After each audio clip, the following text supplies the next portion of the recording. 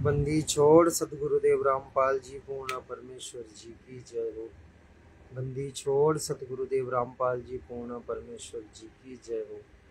बंदी छोड़ सतगुरुदेव रामपाल जी पूर्ण परमेश्वर जी की जय हो। सत्साई भाई और बहनों, परमात्मा की विशेष दया है, मालिक की विशेष आशीर्वाद से दास आज फिर से लाइव आया है। आप सभी भाई बहन वीडियो को जरूर शेयर करें, सभी ग्रुपों में पहुंचाइए ताकि ये संदेश सभी भगत भाई तक पहुंचे। आश्रम से जुड़े हुए जो भाई बहन अभी भी अनजान है इस घटना से, उन लोगों को भी जानकारी मिले, वो लोग भी सच्चाई से रूबरू हो जाए और इन काल प्रेरित मैनेजमेंट वालों की कुसंगति छोड़ के परमात्मा की सत्य मिशन में जुड़ जाए।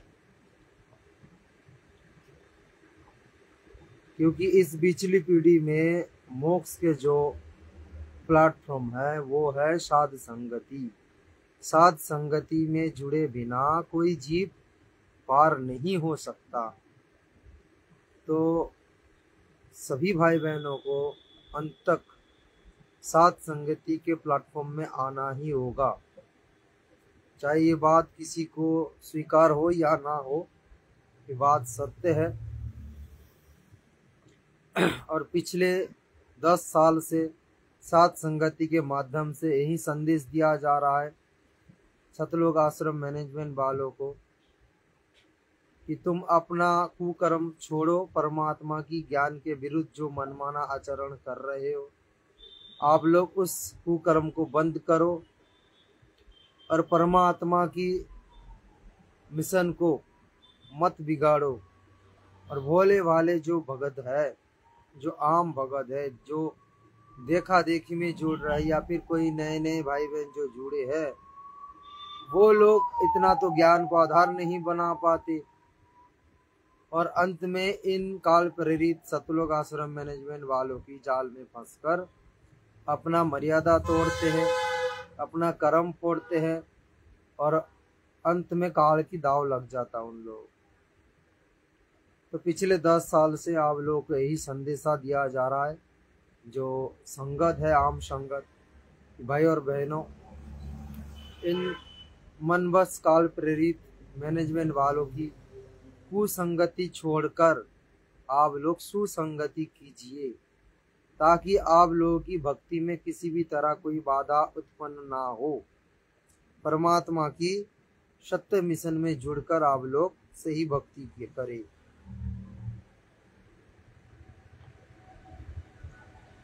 तो भाई और बहनों,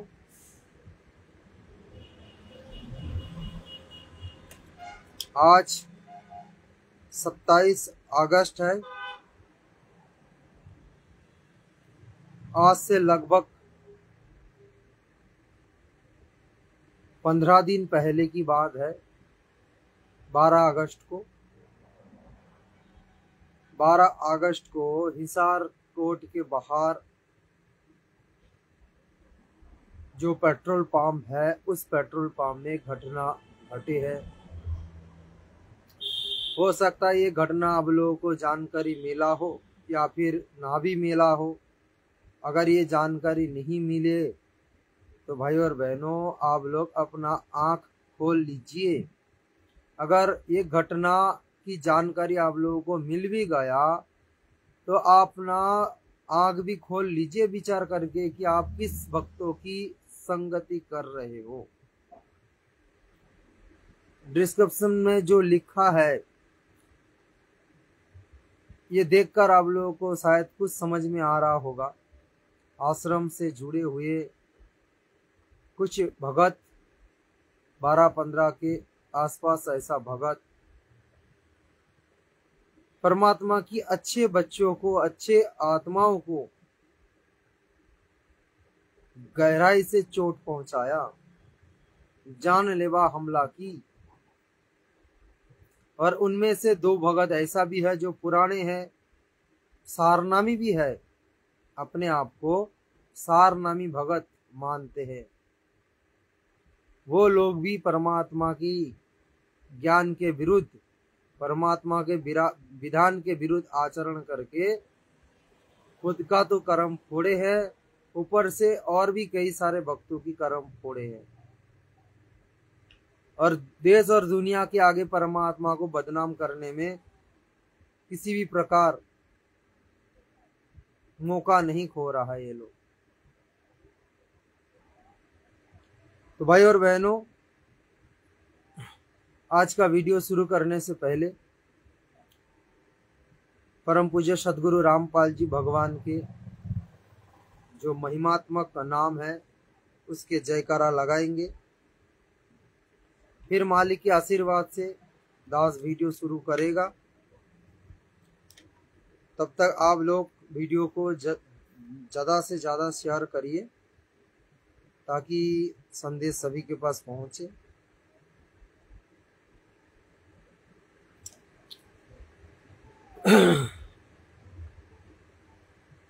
बंदी छोड़ सदगुरु रामपाल जी पूर्ण परमेश्वर जी की जय हो।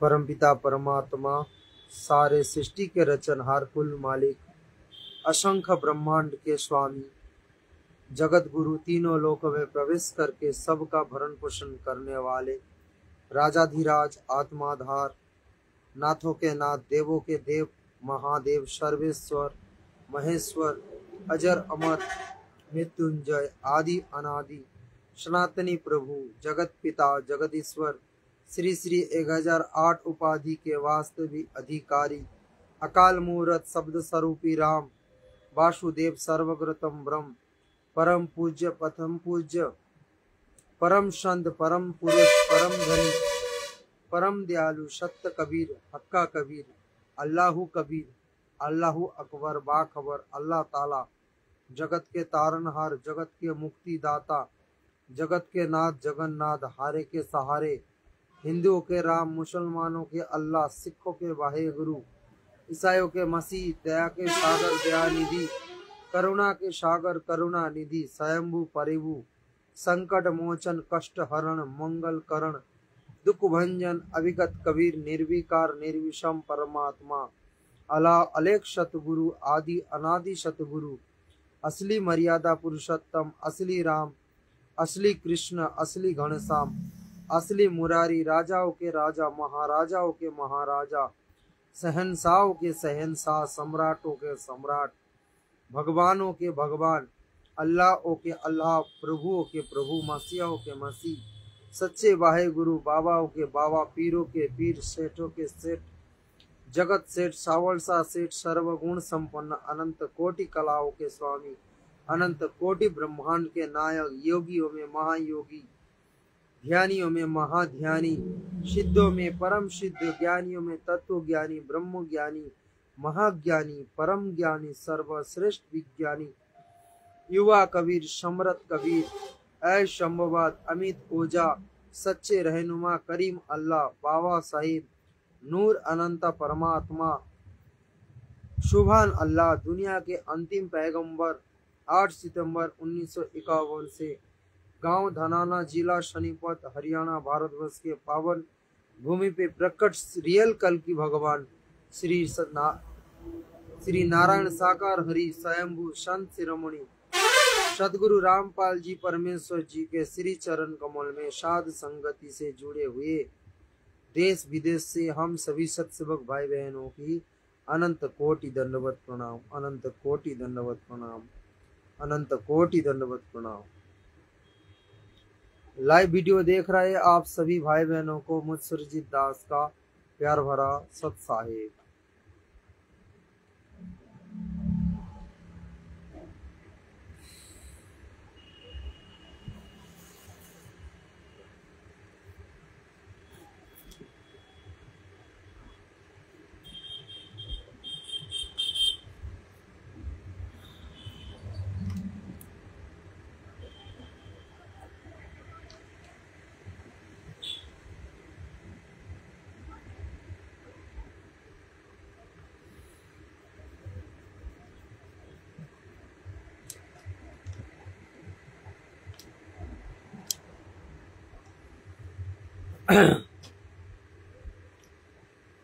सत्साई भाई और बहनों,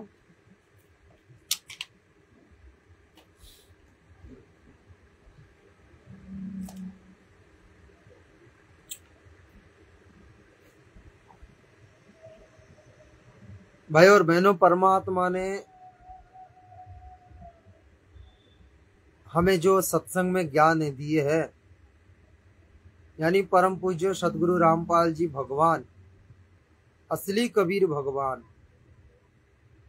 जो सह शरीर 8 सितंबर 1951 से धरती पर प्रकट है। आप और हमारे इंसान के जैसे, आप और हम इंसान जैसे रूप बनाकर परमात्मा जो लीला कर रहे हैं 8 सितंबर 1951 से एक आम मनुष्य की तरह,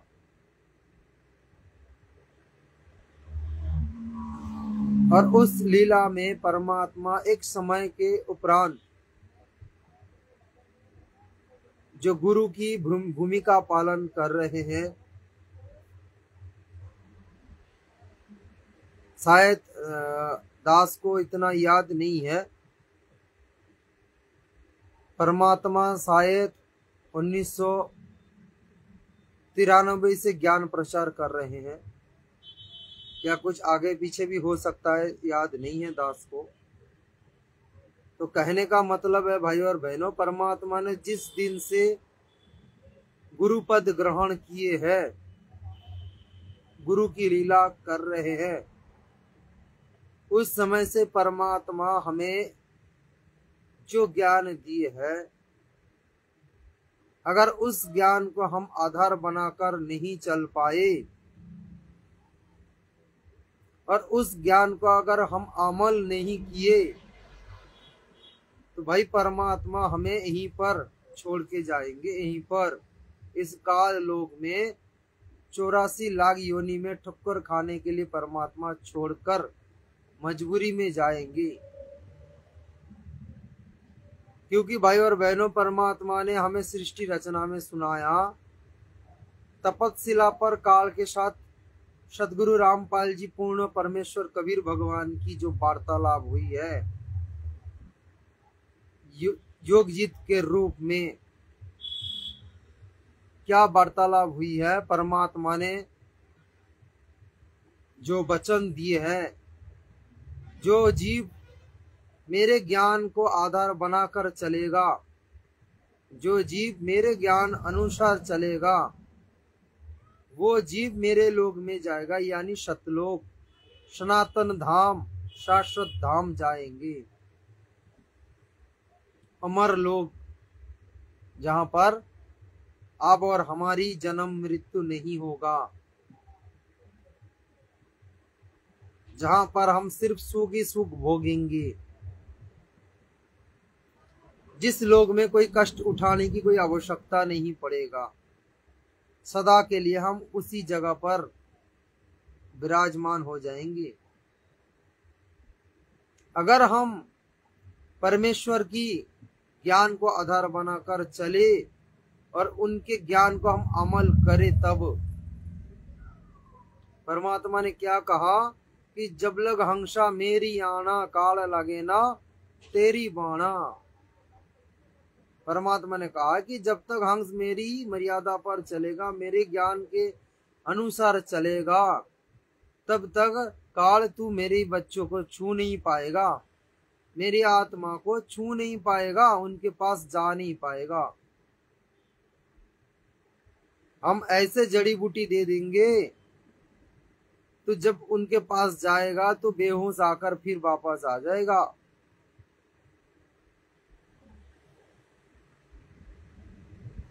और जो परमात्मा के ज्ञान के विरुद्ध आचरण करेगा, जो भाई बहन, जो भगत परमात्मा के ज्ञान के विरुद्ध चलेगा या फिर देखा देखी में चलेगा, काल प्रेरणा से कुकर्म करेगा, भाई वो आत्मा इस 84 लाख योनि में चक्कर खाते रहेंगे। सतलोक तो दूर की बात है, उनको नकली सतलोक तक भी पहुंचने में कोई मौका नहीं मिलेगा। कोई रास्ता नहीं दिया जाएगा।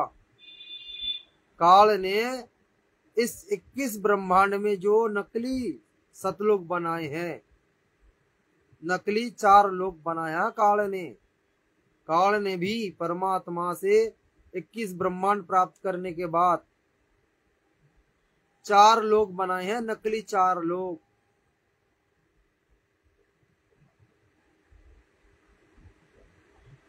तो जिस सतलोक में जाने के लिए हम तैयार कर रहे हैं, या फिर हम सोच रहे हैं कि हम सतलोक जाएंगे भक्ति करके, तो भाई और बहनों, अगर हम सद्भक्ति, सही भक्ति, शास्त्र अनुकूल भक्ति ना करे, शास्त्र अनुकूल मतलब क्या है? हमारे लिए शास्त्र है गुरुदेव भगवान की वचन, गुरुदेव भगवान की सत्संग को आधार बनाकर चलना, उनके ज्ञान अनुसार चलना, उनके आदेश अनुसार चलना। और गुरुदेव भगवान की असली आदेश है सत्संग। गुरुदेव भगवान की असली आदेश, जो आदेश पालन करने पर आपको भक्ति में आगे बढ़ाएगा, आपकी मोक्ष का दरवाजा खोलेगा, वो असली आदेश है सतगुरु वचन, यानी सत्संग की आदेश। सत्संग के अंदर गुरुदेव भगवान आदेश रूप में जो ज्ञान हमें बताया है, अगर उस ज्ञान को हम अमल करें, अगर उस ज्ञान को हम ग्रहण करके अपने जीवन में लागू करें, तब हम असली सतलोक पहुंचेंगे, सदा सदा के लिए सुख भोगेंगे। ना तो कोई वहां पर कोई अशांति है, ना कोई पीड़ा है, ना कोई रोग है, ना कोई जन्म मृत्यु का चक्कर हमें काटना पड़ेगा, और ना ही कोई 84 लाख योनि हमें वहां पर भोगना पड़ेगा। तो कहने का मतलब है भाई और बहनों, सतलोक में हम सदा के लिए सुख भोगेंगे। ये कब होगा? जब हम सतगुरु वचन को ढंग से निभाएंगे, आदेश को पालन करेंगे, अपने जीवन पर उतारेंगे, लागू करेंगे। भाई गुरु वचन पर डट गए, कट गए फंद 84 के।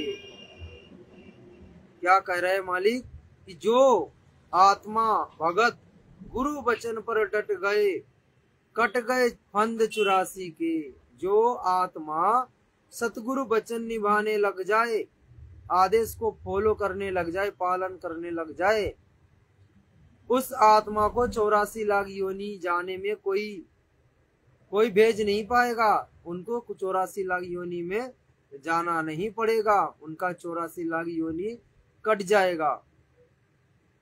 84 फंद, 84 लाख की फंद।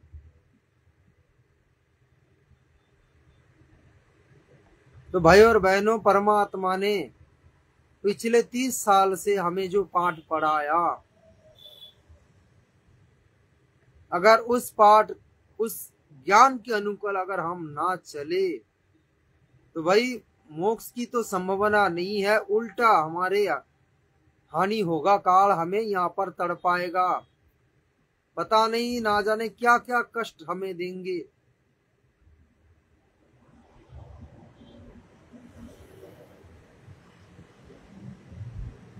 यदि आप सतगुरु के शरण में आकर सतगुरु के ज्ञान के विरुद्ध कुछ आचरण आप किए हैं, तो भाई आप गुरुद्रोही के लिस्ट में गिने जाओगे, गुरुद्रोहियों की लिस्ट में।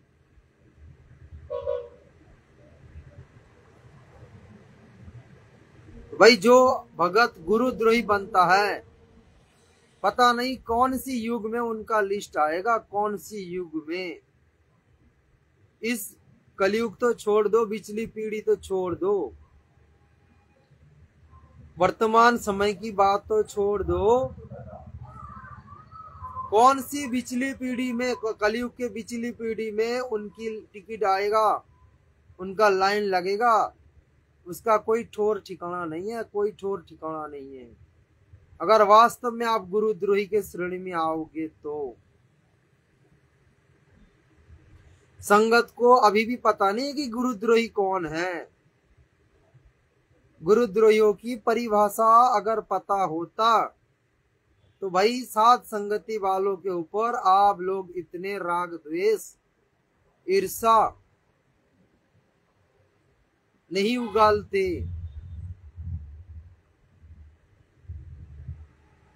अगर वास्तव में आप लोगों के अंदर कोई ज्ञान होता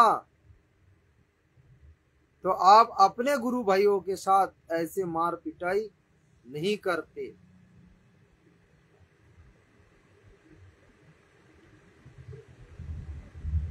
तो भाई और बहनों, सतलोक आश्रम से जुड़ी हुई सार नामी भगत,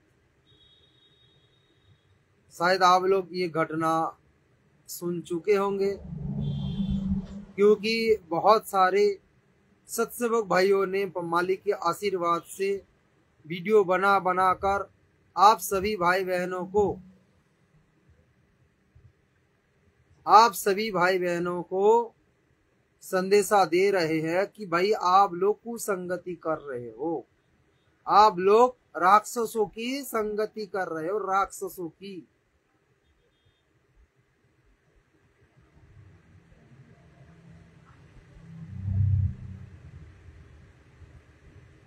तो आप लोगों की कर्म ना फोड़े, आप लोग अपना भक्ति बचाए, इसीलिए परमात्मा अपने सत्सेवक बच्चों को निमित्त बनाकर आप लोगों तक संदेशा ये पहुंचा रहे हैं कि आप लोग समय रहते सहते अपना भक्ति बचा ले और इन काल प्रेरित गुंडों की संगति छोड़े, राक्षसों की संगति छोड़े। तो घटना क्या है दास, आप लोगों को थोड़ा जिक्र करना चाहेगा अच्छे से खोलकर। 12 अगस्त की घटना है ये। जयपुर से 3 भगत, हिसार की कोर्ट में तारीख था, गए थे वो लोग। उनमें से एक पवन दास नाम के एक भगत भी थे, आप लोगों को पता होगा। जयपुर से पवन दास, जिनको संगत गुरुद्रोही के नाम के जानते हैं, जिनको संगत गुरुद्रोही की नाम से जानते हैं कि गुरुद्रोही पवन दास। वास्तव में असली गुरुद्रोही तो मैनेजमेंट वाले हैं, पवन दास गुरुद्रोही नहीं है। क्योंकि गुरुद्रोही की जो परिभाषा है, जो लक्षण है, वो लक्षण पवन दास के अंदर जरा सी भी नहीं है, जरा सी भी। वो लक्षण जरा सी भी नहीं है पवन दास के अंदर।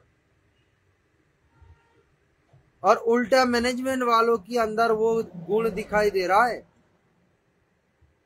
मैनेजमेंट वालों के अंदर वो गुण दिखाई दे रहा है, गुरुद्रोही वाला गुण, जो अपने गुरु के विरुद्ध, गुरु के ज्ञान के विरुद्ध आचरण करके समाज को भी संदेशा दे रहे हैं कि हम भगत नहीं है, हम राक्षस है, राक्षस।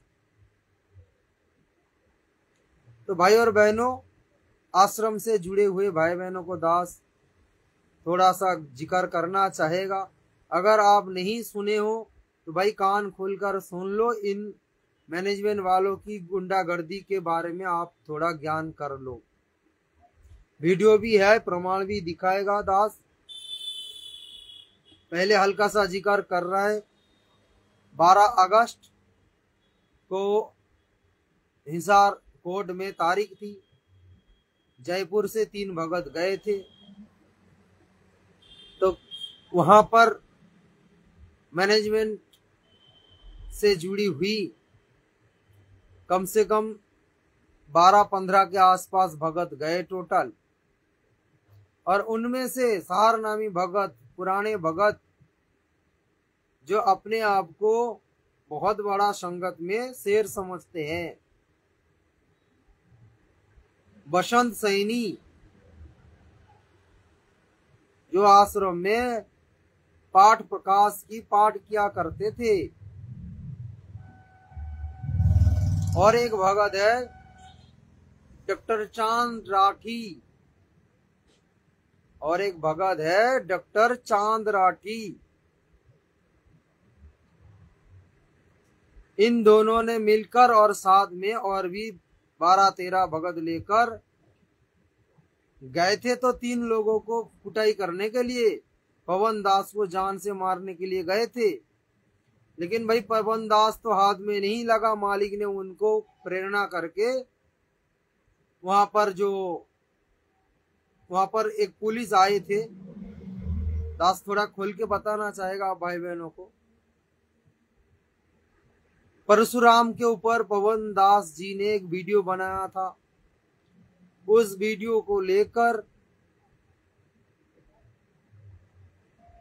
एक भगत ने थाने में मुकदमा दर्ज किए है पवन दास के खिलाफ। तो पवन दास के पास पुलिस पहुंचे, भाई आपके नाम में ऐसे केस लगा है, आपने परशुराम जी के ऊपर कुछ टिप्पणी की है, तो परशुराम जी के जो फॉलोअर्स है उनके भावना को चोट पहुंचे, इसीलिए आपके खिलाफ मुकदमा किया गया, आपको थोड़ा जाना पड़ेगा। तो इस मामले में वो पुलिस वाले पवन दास को लेकर कुछ लिखा पढ़ा करने के लिए एक जगह पर गए थे। उस जगह में जहां पर पहले आए थे पुलिस वाले, मतलब जहां से पवन दास को लेकर गया पुलिस वाले, उसी जगह में, जिस जगह मतलब वो पेट्रोल पंप था, हिसार कोर्ट के बाहर एक पेट्रोल पंप है, उस पेट्रोल पंप में और 2 भगत खड़े थे। पवन दास जी ने बोला कि भाई आप लोग यहाँ पर ठहरो, हम ये पुलिस वाले के साथ कुछ बातचीत करके हम फिर आएंगे।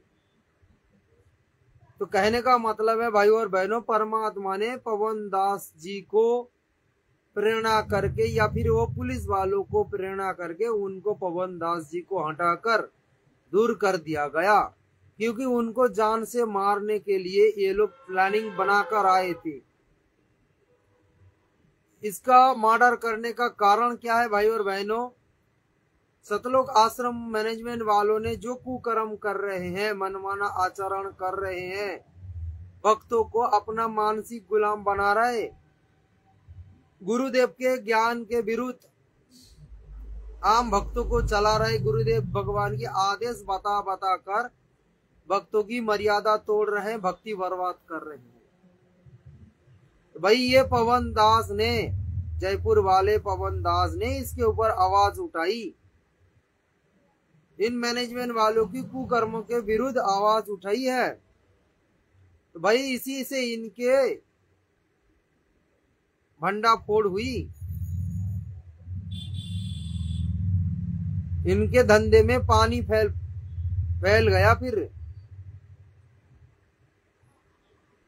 तो जब मैनेजमेंट वालों ने देख रहा है कि ये पवन दास तो हमारे धंधा को चौपट करने जा रहा है, हमारी रोजी रोटी तो इसी में चलता है, बेचारे आम संगत की पैसों से हमारा परिवार चलता है, अगर ये संगत पवन दास की वीडियो देखकर जाग जाएगा तो भाई हम बेचारे कहाँ जाएंगे, कहाँ भटकेंगे, कहाँ मजदूरी करेंगे, हमारे ऐसो आराम जिंदगी कहाँ फिर खो जाएगा, हम ऐसे विलास बहुल जीवन नहीं बिता पाएंगे।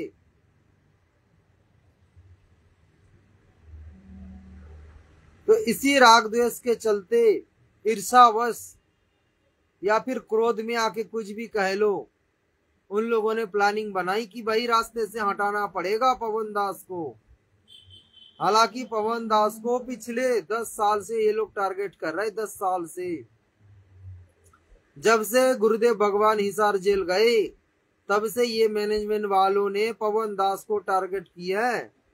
अगर कहीं पर मिल जाए तो इनको ऐसा कुटाई करेंगे कि ये जान से इनकी मतलब इनका मृत्यु हो जाएगा। मैनेजमेंट वालों की यही मंशा है शुरू से। तो भाई ये प्लानिंग ये पहली बार की नहीं है घटना, इससे पहले भी कम से कम 4-5 बार तो ये लोग प्लानिंग बना चुके हैं।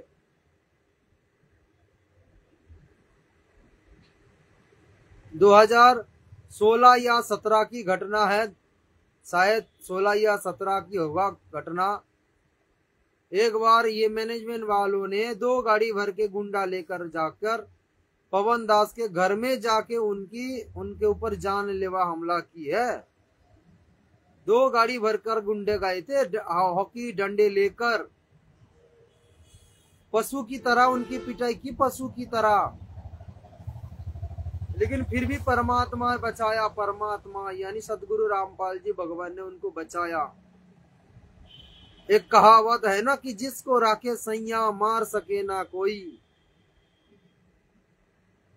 और जिसको मारे सैया रोक सके ना कोई। वही जिनको सैया बचाएंगे यानी भगवान बचाएंगे, उनका बाल कोई बाका नहीं कर सकता। जिनके सिर पर साईं बैठे हैं उनके कोई बाल भी बाका नहीं कर सकता। ये मैनेजमेंट वालों की बालें तो छोड़ो, ये मैनेजमेंट वाले तो छोड़ो, साक्षात काल भी धरती पर उतार आए, वो भी अपने यानी वो भी परमात्मा की बच्चों को नहीं टच कर पाएगा, कुछ नहीं बिगड़ पाएगा। हाँ थोड़ा बहुत परेशानी तो करेंगे, थोड़ा बहुत कोशिश तो करेंगे, लेकिन वो कामयाब नहीं हो पाएगा। तो कहने का मतलब है भाई और बहनों, ये आश्रम से जुड़े हुए गुंडे पहले भी बहुत बार प्रयास कर चुके हैं पवन दास को जान से मारने की। लेकिन भाई और बहनों, जो राक्षस है वो अपना कुकृत्य नहीं छोड़ता जब तक उनकी विनाश नहीं हो जाता। जिस प्रकार आपको बता दूं महाभारत की घटना, जब तक कौरव कुल की विनाश ना हुई तब तक उन्होंने 5 पांडवों की पीछा नहीं छोड़ा। 5 पांडव जो थे वो धार्मिक प्रवृत्ति के लोग थे, धर्म की राह पर चलना पसंद करते थे। और ये कौरव कुल जो 100 भाई थे, दुर्योधन के 100 भाई, ये राक्षस प्रवृत्ति की लोग थे, अधर्म करने वाले थे। तो इनको कृष्ण जी ने कितने बार चेतावनी दी है कि तुम लोग सुधार जाओ, सुधार जाओ। कितना समझाया, कितना उन लोगों को समझाया। कृष्ण जी ने 2-3 बार गए थे शांति दूत बनकर, तो वो लोग उसी समय, कहने का मतलब है कौरव कुल जो 100 भाई थे, दुर्योधन के जो पूरे भाई जितने भाई थे, जब तक इनकी निधन नहीं हुई तब तक ये लोग पीछे नहीं हटा, यानी अपना सत्यानाश किए। उसी तरह रावण ने भी जब तक अपना सत्यानाश नहीं किया तब तक वो चुप नहीं बैठे। अंत में अपना प्राण देना पड़ा। तो भाई जो राक्षस होता है ना, वो ज्ञान से नहीं समझता, वो डंडे से समझता है। तो भाई इसी तरह जब तक इन लोगों की निधन नहीं होगा, ये लोग अपना ऐसे कुकर्म करते रहेंगे। और परमात्मा कहते हैं कि राम किसी को मारे नहीं, मारे तो हत्यारा राम, अपने आप ही मर जाए कर कर खोटे काम। तो ये लोग अपना कुकर्म कर करके एक समय ऐसा आएगा, काल इनको नोच नोच कर खाएंगे। काल जिनके दूध बन के संगत को गुमराह कर रहे, ठग रहे, लूट रहे हैं, वही काल इन मनमुखी भक्तों की एक समय ऐसा कुटाई करेगा, ऐसे नोच नोच कर खाएगा, दुनिया वाले भी सोचा करेंगे। भाई और बहनों, परमात्मा ने हमें क्या सिखाया, क्या पाठ पढ़ाया? ये राक्षस कैसे बना?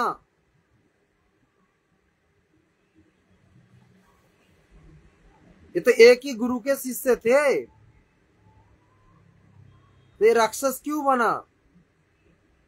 क्योंकि गुरु के विधान के विरुद्ध जो आचरण किए हैं मनमाना, उसी समय से काल का दाव लग गया उनके ऊपर, और फिर धीरे धीरे उनके मन बदलने लगे, उनके अंदर काल प्रवेश कर गया, उनके अंदर ईर्ष्या की आग में जल रहा था, और धीरे धीरे वो लोग राक्षस प्रवृत्ति की बन गई, और जहां भी देखते थे देवताओं को वहां पर कुटाई करते थे। फिर देवताओं ने भाग भाग कर विष्णु जी के शरण लेते थे, शिव जी के कभी शरण लेते थे, ब्रह्मा जी के शरण लेते थे, और ये राक्षस लोग पीछे भगाते थे, पीछे पड़ जाते थे देवताओं के पीछे।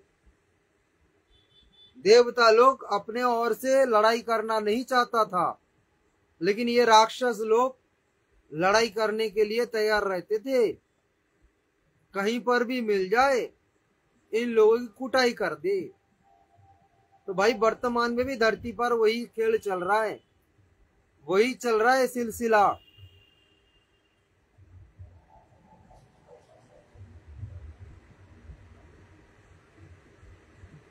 और भाई और बहनों, अगले समय इतिहास में इन लोगों ये लोग भविष्य में राक्षस जाने जाएंगे, और सात संगति वाले देवता के श्रेणी में गिना जाएगा। सात संगति से जुड़कर जो भाई बहन मर्यादा के साथ भक्ति कर रहे हैं, वो लोग भविष्य में देवता के श्रेणी में गिना जाएगा, और इन काल प्रेरित मनवश मनमुखी भगत अगले समय राक्षस के श्रेणी में गिना जाएगा। राक्षस आने वाले पीढ़ी इनको असुर नाम में जानेंगे, असुर।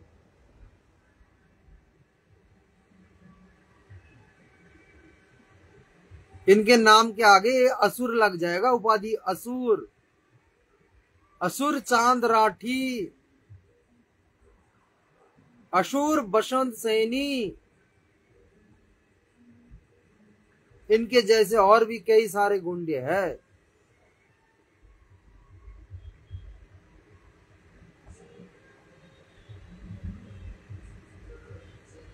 तो भाई और बहनों, वहां पर पवन दास जी को परमात्मा ने एक्साइट करने के बाद फिर इन गुंडों के हाथ में दो भगत लग गए। तो इन दो भगत, एक तो मनोज दास जी और एक मुकेश दास जी थे वहां पर। तो वो दोनों भगत इन गुंडों के हाथ में लग गया, और इन गुंडों ने मिलकर उनके साथ जानलेवा हमला की, लातों से, घूंसों से। भाई और बहनों, वहां पर जो पेट्रोल पंप में जो घटना हुआ है, वहां पर जो सीसी फुटेज मिला, वही देखकर हम आप लोगों को बता रहे हैं। प्रमाण भी दास आप लोगों को दिखाना चाहेगा। वैसे तो बहुत सारे भाई बहन ये video CC footage social media पर वायरल कर रखे हैं। सभी सत्सेवक भाई बहनों के मोबाइल में मिल जाएगा ये सीसी फुटेज। आप लोग चाहो तो दास के आईडी पर भी देख सकते हो, कोई भी सत्सेवक भाई बहन के आईडी पर देख सकते हो, या फिर आप डायरेक्ट पवन दास जी लाइव पेज को फॉलो करके उनके पेज में जाकर देख सकते हो, वहां पर भी छोड़ा गया है सीसी फुटेज की जो वीडियो आया है सामने। इतने बेरहमसी से मार रहे, जगत वाले के अंदर भी इतना क्रोध पैदा नहीं होता जितना ये भगतों के अंदर हो रहा है।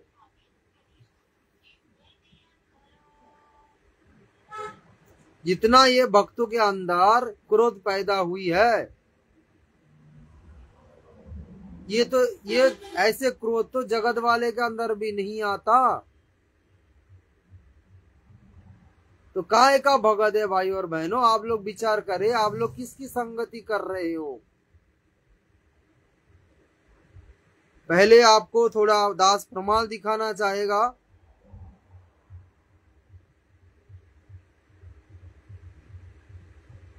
हो सकता है मोबाइल में आप लोगों को अच्छे से वीडियो दिखाई ना दे।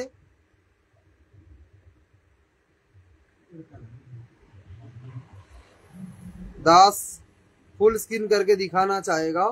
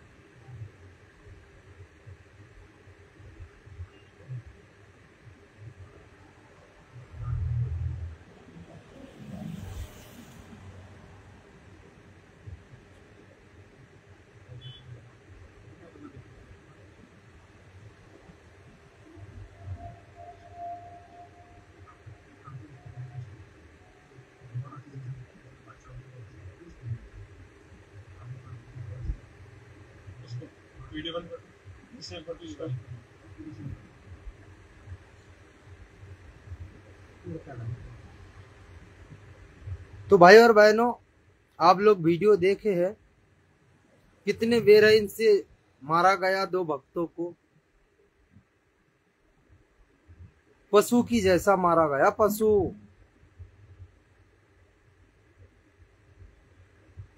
यानी इन लोगों के दिल में कोई रहम नहीं है, कोई दया नहीं है इन लोगों के दिल में। बिल्कुल राक्षस बन गया, राक्षस, असुर। ऐसा मानो कि धरती पर असुर उतरे हैं, असुर। अरे तुम परम संत के शिष्य हो, परम संत के शिष्य। साक्षात परमात्मा की शरण में आए हो तुम लोग। परमात्मा ने जो ज्ञान दी है, फिर क्या समझा तुम लोगों ने। जब वहां पर जगत वाले भाई बहन पूछे इन लोगों को कि क्यों मार रहे हो इन लोगों को बेरहमी से, तब इन लोगों का कहना है साथ में एक लड़की लेकर गए थे ये लोग, साथ में ये लोग एक लड़की भी लेकर गए थे, भाड़े में लेकर गया था एक लड़की को। और वो लड़की कह रहे कि मुझे छेड़ा करते थे ये दोनों। भाई अगर वो दोनों भगत अगर वो लड़की को छेड़ा करते थे तो भाई प्रशासन क्या मर गए क्या। अरे भाई पुलिस प्रशासन क्या मर गए क्या।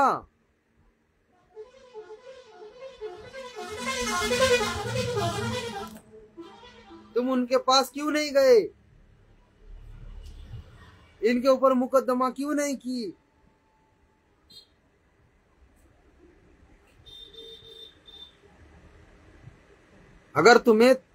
अगर वो लड़की को ये दोनों भगत छेड़ा करते थे, और भाई उनकी उम्र भी देखो, एक भक्तों की तो उम्र पता नहीं दास को, लेकिन एक भगत है मनोज दास जी, उनके तो उम्र कम से कम 60 हो गया। और जो लड़की गई थी उनके उम्र जैसे उनके बेटी भी है। अरे भक्तों को तो इतना भी अक्ल होना चाहिए, होता है रहता है भक्तों को, कि मेरे बेटी की उम्र है, क्या उनको छेड़ देगा? और जयपुर से वो हिसार जाएगा वो लड़की छेड़ने के लिए? कुछ तो विचार करो भाई और बहनों, ये लोग कितने बड़े गुंडे हैं। इन लोगों ने प्लानिंग बनाकर गए थे कि पवन दास हाथ में लग जाए तो उनको वहां पर इतना मार मारेंगे कि वो वहीं पर ही दम तोड़ देंगे। अगर नहीं उनको जान से मार पाए तो ये उनके ऊपर ये मुकदमा हम लगाएंगे कि ये लड़की के साथ छेड़छाड़ की है ये लोगों ने।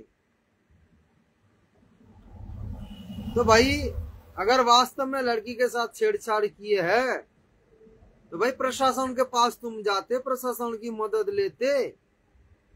भाई हर काम में तो तुम प्रशासन की मदद ले रहे हो। तुम साथ संगति वालों की साथ संगति तो बंद करवा रहे हो पुलिस की मदद से। जब साथ संगति भगत भाई बहन, साथ संगति से जुड़े हुए भगत भाई बहन इकट्ठे होकर अपने गुरु को भगवान मानकर भोग लगा रहे हैं, अपने गुरु की महिमा कर रहे हैं, ज्ञान चर्चा कर रहे हैं, आपस में भगत एक दूसरे भगत भाई से मिल रहे, अपने भाई बहनों से मिल रहे हैं। तुम लोग तो वहां पर पुलिस भेज रहे हो, साथ संगति बंद करवा रहे हो। तो यहां पर तुम पुलिस वाले की शरण क्यों नहीं लिए? अगर वास्तव में ये लोग वो लड़की को छेड़छाड़ किया करते थे या किए है तो तुम प्रशासन के मदद क्यों नहीं ली? पुलिस के पास क्यों नहीं गए? भाई और बहनों सत्य तो ये है, इनके पास तो कोई सबूत नहीं है, क्योंकि वास्तव में ये लोग छेड़छाड़ ही नहीं की। ये जयपुर से जो दो भगत गए थे, मनोज दास और मुकेश दास, ये लोग छेड़छाड़ नहीं किए और उनके पास प्रमाण भी नहीं है ऐसा कोई। तो अब क्या करे? अब जुल्म कर रहे हैं, अत्याचार कर रहे हैं। भाई और बहनों, परमात्मा ने एक सत्संग में कहा है कि अगर एक भगत दूसरे भगत को बेवजह सता रहे हैं, परेशान कर रहे हैं, उनके साथ राग द्वेष कर रहे हैं या फिर मार पिटाई कर रहे हैं, भले ही वो दो भगत एक ही गुरु के शिष्य हो, यानी जो भगत अशांति फैला रहे हैं, मार पिटाई कर रहे हैं, भले ही वो भगत एक ही गुरु के शिष्य हो, फिर भी परमात्मा उन भक्तों की बक्कल उतारेंगे। किसकी? जो भगत दूसरे भगत के ऊपर बेवजह परेशानी कर रहे हैं, उनको सता रहे हैं, रुला रहे हैं, उनके साथ मार पिटाई कर रहे हैं, उनके बक्कल उतारेंगे परमात्मा। एक सत्संग में ये तक कहा है। तो भाई आने वाले समय में इन राक्षसों के साथ क्या होगा? और बसंत सैनी जी ने क्या कहा पुलिस वालों के सामने? ये घटना होने के बाद फिर खबर हुआ, पवन दास भाई के पास खबर गया, भाई ऐसे ऐसे बात है, वो लोग आकर पिटाई करके गए। फिर पवन दास भाई ने पुलिस वालों को कहा कि साहब जी मेरे पास जो आए थे 2 भगत भाई, उनके साथ ऐसे घटना हो गया, जानलेवा हमला कर दिए हैं इन गुंडों ने। और पास में उनके वो जो भक्तों के 2 भक्तों को पिटाई की है, उन भक्तों के पास मोबाइल कुछ कागजात भी था, वो भी छुड़ा कर लेकर भाग गए थे ये गुंडे चोर।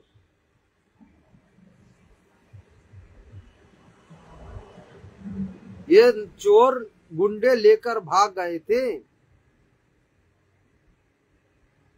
और भाई और बहनों विचार करो, जो लोग इतने बेरहम से मार रहे हैं, अब तो सीसी फुटेज में उनकी वॉइस नहीं आएगा, तो भाई सीधी सी बात है, ये अंदाजा लगा सकते हैं आराम से, आसानी से ये आप अंदाजा लगा सकते हैं, जो लोग इतने बेरहम से मार रहे हैं तो अपने मुंह तो बंद नहीं रखा होगा ना जाने कितने गंदी गंदी गाली दी है। और ये लोगों को गाली देने का आदत भी है, इन लोगों को गाली देने का आदत भी है माँ बहन की।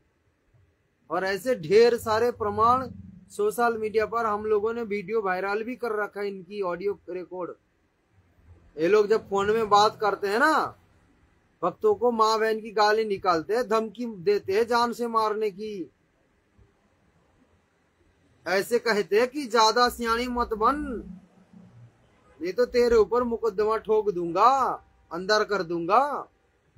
भाई इनके हाथ में क्षमता है, पुलिस इनके हाथ में है, प्रशासन इनके हाथ में है, राजनेता इनके हाथ में है, तो भाई ये कुछ भी कर सकते हैं, किसी भक्तों को भी फंसा सकते हैं, किसी आम इंसान को भी फंसा सकते हैं, इनके लिए कोई बड़ी बात नहीं है।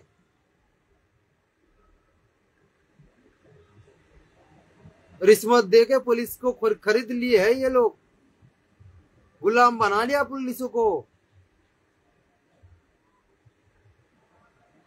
कानून को अपना बाप का प्रॉपर्टी समझ रखा है ये लोग, जैसा चाहेगा वैसा करेगा।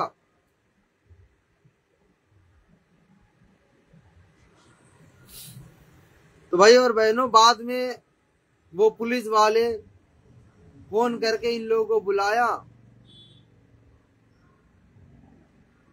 और जो बसंत सैनी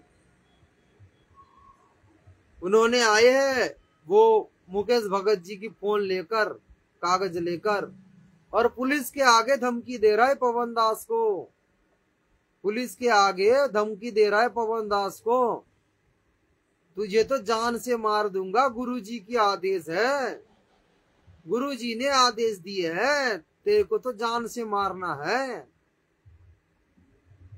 भाई और बहनों विचार करो, हमारे भगवान क्या ऐसे आदेश दे सकते हैं? जो भगवान एक चींटी को सताने के लिए हमें माना करते हैं, क्या वो भगवान हमें ऐसे आदेश दे सकते हैं जान से मारने की? भाई और बहनों थोड़ा विचार करें। हम मान लेते हैं कि भाई पवन दास ने ऐसा कोई गुनाह किया है, लेकिन काल से ज्यादा तो नहीं ना। अरे काल से ज्यादा तो गुनाह नहीं किए ना।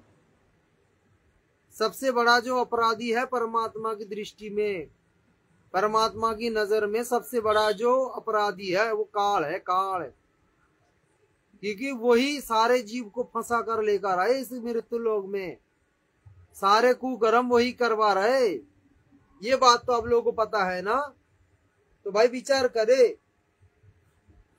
अगर परमात्मा की विधान में किसी को मारना है तय है, तो भाई सर्वप्रथम तो परमात्मा काल को मार देता। अगर पवन दास को मारने की आदेश भगवान की है, पहली बात तो भाई क्या भगवान असमर्थ है? क्या वो खुद मार नहीं सकते? अपने भक्तों को निमित्त बनाएगा मारने के लिए?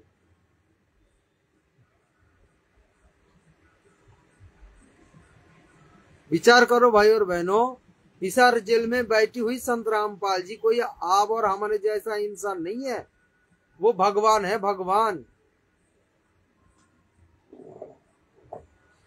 अगर वो किसी को मारना चाहे तो वो हिसार जेल में बैठ के ही मार सकते हैं। क्या वो असमर्थ है? क्या वो पवन दास को नहीं मार सकते जो अपने भक्तों को आदेश देगा?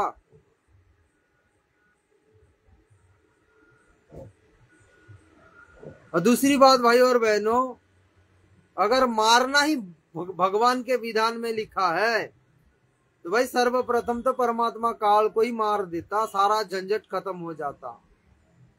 जिस दिन काल ने गुनाह किए थे सतलोक में, देवी दुर्गा के ऊपर गलत नजर उठाया था, भाई परमात्मा उसी दिन वहीं पर उनकी मार देता, फिर वहीं पर जमीन में गाड़ देता। अगर मारना ही परमात्मा के विधान में था, ऐसा डायरेक्ट कुछ करना। और परमात्मा क्या कहते हैं कि राम किसी को मारे नहीं, मारे तो हत्यारा राम, अपने आप ही मर जाए कर कर खोटे काम। तो भाई परमात्मा कैसे आदेश दे देगा कि जान से मार दो पवन दास को? अगर आदेश भी दिया हो तो वो मूर्खों की परीक्षा थी। अगर परमात्मा आदेश भी दिया है कि पवन दास को या फलाना दास को मार दे जान से, तो वो उन मूर्खों के लिए परीक्षा थी जो उस परीक्षा में फेल हो चुकी है।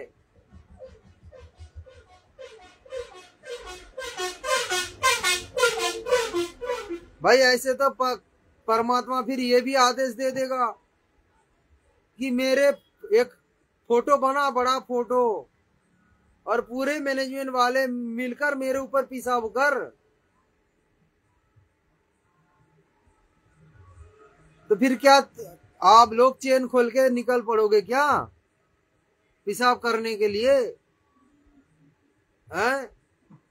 अरे कुछ अकल है कि नहीं भक्तों के पास? कुछ दिमाग है कि नहीं? भाई परमात्मा तो परीक्षा लेने के लिए कुछ भी आदेश दे देंगे। फिर मेरा बड़ा एक फोटो बनाओ और उस फोटो के ऊपर पेशाब करो तुम लोग, या चप्पलों से मारो, तो फिर क्या करोगे? भाई ये लोग तो फिर मारना लग जाएगा, चप्पल पेशाब करने लग जाएगा। फिर गुरु जी का आदेश आया है, अगर हम ही फोटो के ऊपर पेशाब नहीं करेंगे तो मेरा सतलोक की टिकट नहीं होगा। गुरु जी का आदेश है, पालन करना पड़ेगा। फिर तो वो सिर पर 5 चप्पल मारने वाली घटना हो गई। फिर जैसे गुरु जी ने एक समय गुरु ने भक्तों की परीक्षा लेना था, कह रहे हैं कि जो भगत अपने गुरु की आदेश पालन नहीं करता वो भगत नरक में जाता है, वो शिष्य नरक में जाता है। और फिर तुरंत ही उनको आदेश दिया जा रहा है, उन भक्तों को, कि तुम लोगों को आदेश दिया जा रहा है अपने गुरु के सिर पर 5 चप्पल मारो। तो उनमें से एक भक्तों ने अपने गुरु के चरणों में जाकर बैठा और अपने पैरों से चप्पल खोलकर अपने सिर पर मारने लगा। फिर गुरु जी ने कहा कि अरे निकम्मो, हमने तुझे ये आदेश दिया था कि अपने गुरु के सिर पर चप्पल मारने के लिए, मैंने तुझे ये नहीं कहा कि तू अपने सिर पर मार ले, मैंने मेरे सिर पर चप्पल मारने के लिए कहा था। तो वो शिष्य ने क्या कहा कि गुरु जी ये दास के शरीर भी तो आपका है, ये दास भी तो आपके चरणों में समर्पित है, ये दास का शरीर भी तो आपका ही है, तो ये सिर भी आपका समझ लो। फिर तो वहां पर वो शिष्य ने अपना विवेक दिखाई, अपना बुद्धि दिखाई। अगर उस जगह में ये मैनेजमेंट वालों को खड़ा किया जाए, अरे भाई चलो चलो लो चप्पल खोलो, गुरुजी का आदेश है, मारो धड़ाधड़ धड़ाधड़, तो फिर सिर में मारने लग जाएगा ये गुरु के सिर में, ये मैनेजमेंट वाले अगर होगा तो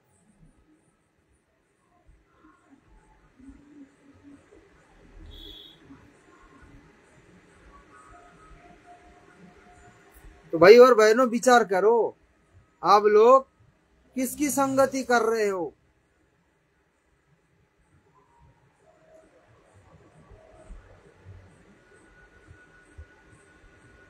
वास्तव में ये लोग गुरुद्रोही है, गुरुद्रोही।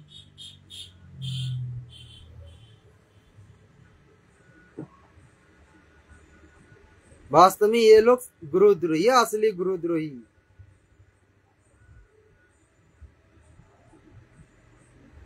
परमात्मा कहते हैं ना कि गुरुद्रोही के पैर पर जे पगावे वीर, 84 निश्चय पड़े सतगुरु कहे कबीर।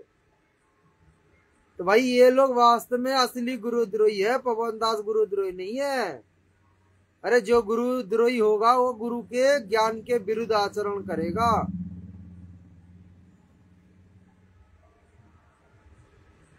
अपने गुरु को जगत में अपमान करेगा।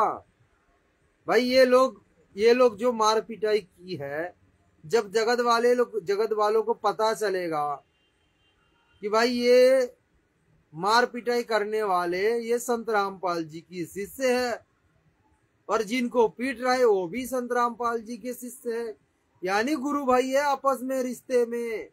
तो एक गुरु भाई अपने ही गुरु भाई को जानलेवा हमला की है, तो उनके गुरु ने क्या शिक्षा दी है फिर इन अपने शिष्यों को?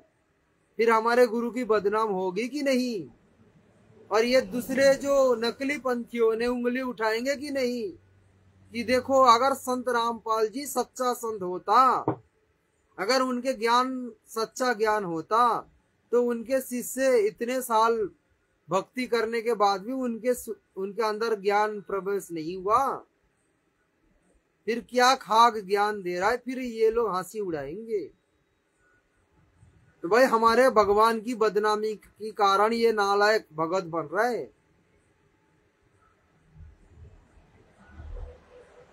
अरे इसीलिए तो आए दिन इन लोगों के साथ एक्सीडेंट में अकाल मौत हो रहा है। तो भाई समय रहते सहते जागो, अपनी भक्ति बचा लो। अगर वास्तव में सतभक्ति करनी है, सतलोक जाना है, तो इन राक्षसों की पीछा छोड़ो, संगति छोड़ो। जितने अवगुण है ये लोग कर रहे, जितने अवगुण, पांचों विकार इनके अंदर परिपूर्ण है। पांचों विकार इनके अंदर कोई भी अवगुण कम नहीं है, पांचों विकार भरपूर है, पांचों विकार। ऐसे भक्ति करके सतलोक जाएंगे क्या? भाई ये भक्तिवत पुस्तक परमात्मा हमें नित्य नियम के लिए दिए है, हर रोज इसको पढ़ने के लिए। ये भक्तिवत जो पुस्तक है परमात्मा ने हमें नित्य पाठ करने के लिए दिए है। क्या कहा परमात्मा कि ये जो नित्य नियम है, सुबह की नित्य नियम, ये थर्मोमीटर है, थर्मोमीटर। तुमने नाप कर देख लो तुम कहां तक खड़े हो, कहां पर उतरे हो। अगर वास्तव में ये लोग नित्य नियम करते, पुस्तक को हाथ में लेकर, जो भगवान ने विधान दी है पुस्तक को हाथ में लेकर पाठ करने की, डीवीडी चलाकर सुनने के लिए विधान नहीं है मालिक की। परमात्मा की जो विधान है पुस्तक हाथ में लेकर, इसीलिए यहाँ पर लिखा है मूल्य नित्य पाठ। इस पुस्तक में जो लिखा है, आपके पास पुस्तक है तो देख लेना, पहली नंबर पेज में सर्वप्रथम फर्स्ट पेज लिखा है मूल्य नित्य पाठ। तो भाई और बहनों, मूल्य नित्य पाठ यानी इनको हर रोज पढ़ना। तो भाई इस पुस्तक में परमात्मा हमें क्या पाठ पढ़ा रहे हैं, क्या आदेश दे रहा है, आइए थोड़ा देखते हैं भाई और बहनों, तब पता चलेगा ये अपने आप को सारनामी भगत कहने वाले कहां पर खड़े उतरे।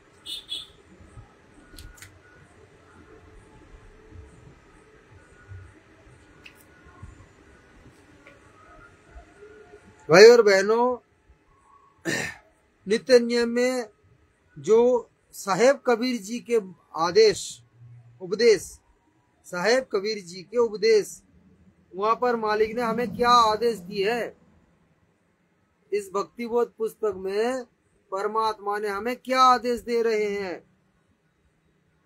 कि जो तो को काटा बोए ताको तोबू फूल, तो हे फूल के फूल है, वाक्य है त्रिशूल।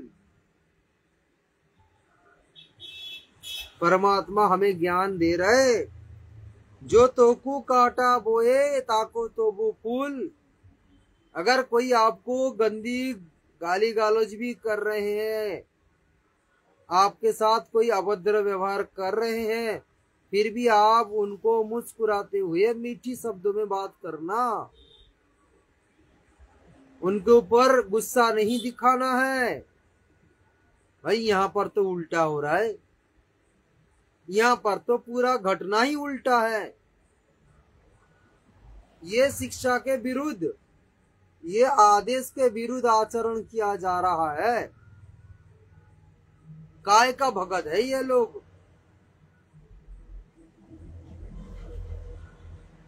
अपने आप को सारनाम भी कहते हैं, सारनामी, और नित्य नियम करते हैं,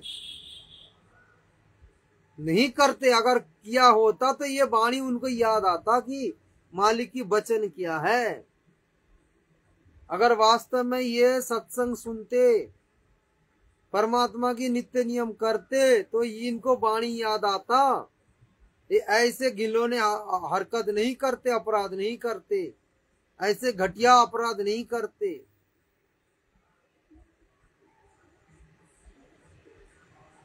क्यों किया इन लोगों ने इतना घटिया हरकत? क्योंकि ये लोग सत्संग नहीं सुने हैं, परमात्मा की ज्ञान पर अमल नहीं कर रहे हैं, नित्य नियम नहीं करते। इनका काम है भाई संगत को डराओ धमकाओ, संगत के साथ मार पिटाई करो, या फिर छल से संगत से लूटो गुरु जी के आड़ में। जैसे ब्राह्मण लोगों ने देवी देवता के नाम पर पूजा पाठ करवा के जनता को लूट रहे हैं, और ये मैनेजमेंट वाले भी उसी तरह गुरुदेव के आड़ में भक्तों को लूट रहे हैं, भक्तों के साथ मार पिटाई करते। कोई भगत ज्ञान आधार से कुछ बोल देते, फिर उनको गुरुद्रोही घोषित कर दिया जाता कि भाई तुम्हारा नाम खंडित हो गया, तुम गुरुद्रोही हो गए हो। फिर उनके नाम में पीला पर्चा निकाला जाता कि गुरु जी का आदेश आया, इन भक्तों को सारे आश्रम में नो एंट्री किया जा रहा है। तो भाई कहने का मतलब है, इनके साथ रहने के लिए मुर्गी बन के रहना पड़ेगा, मुर्गी बकरा बन के रहना पड़ेगा। अगर शेर बनने की कोशिश करोगे तो भाई ये लोग अपना आपको आपके सिर धड़ से अलग करके रख देगा।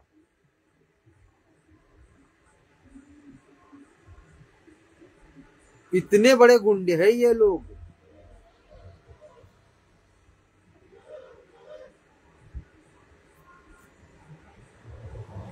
परमात्मा फिर क्या कहते हैं भाई और बहनों, कबीर दुर्बोल कर न शताइए, जाकी मोटी हाय, बिना जीभ की श्वास से लो भस्म हो जाए। अरे दुर्बल यानी जो जिनके पास कोई बल नहीं है, बल नहीं का मतलब है जो आपके साथ लड़ना नहीं चाहता, जिनके पास लड़ने के लिए क्षमता नहीं है, चाहे शारीरिक तौर से चाहे आर्थिक तौर से। यानी आपके पास अगर जन बल है, यानी आपके पास कोई बड़े बड़े अफिसर के संपर्क में आप हो या फिर नेताओं के संपर्क में हो, तो भाई आप उस समय दुर्बल नहीं हो, सबल हो। एक फोन में पुलिस वैन आ जाएगा। लेकिन मालिक क्या कह रहा है कि अगर दुर्बल कोई है तो उनको मत सताओ। दुर्बल यानी जो सच्चा भगत होता है वो वास्तव में दुर्बल होता है। वो किसी के साथ लड़ना पसंद नहीं करते, अपने आप को सदा ही कमजोरी समझते हैं। कि मैं तो भगत आदमी हूं, मैं किससे लड़ूं, क्यों लड़ूं, मुझे तो ज्ञान पर चलना है भगवान की।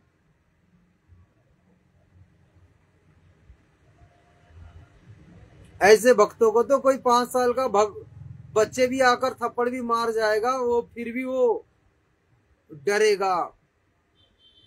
कहीं मेरे मन में कोई गलत विचार तो नहीं आ गया इस बच्चों के ऊपर, कहीं हम भगवान के दोषी तो नहीं हो गए कि ये सोचकर कि ये बच्चों को हम भी एक थप्पड़ मार दे।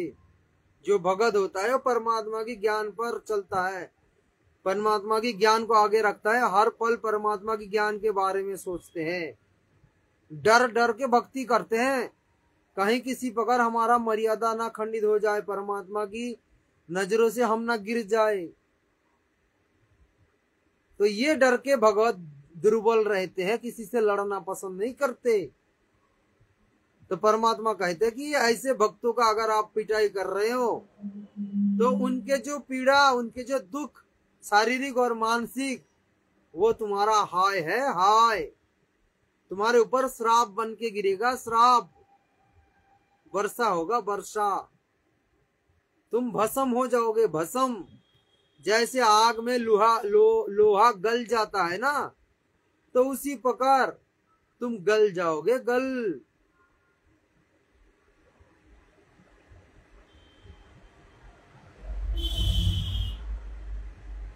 भक्तों के पास सामाजिक बल नहीं होता, भक्तों के पास भक्ति का बल होता है, और उसी भक्ति के बल में वो अपने आप को सुरक्षित रखते हैं। भगत अपने आप को सुरक्षित रखते हैं भक्ति के बल में। भक्ति के शक्ति के आगे सभी फीका है, सभी फीका, कोई अशुभ शक्ति काम नहीं करेगा।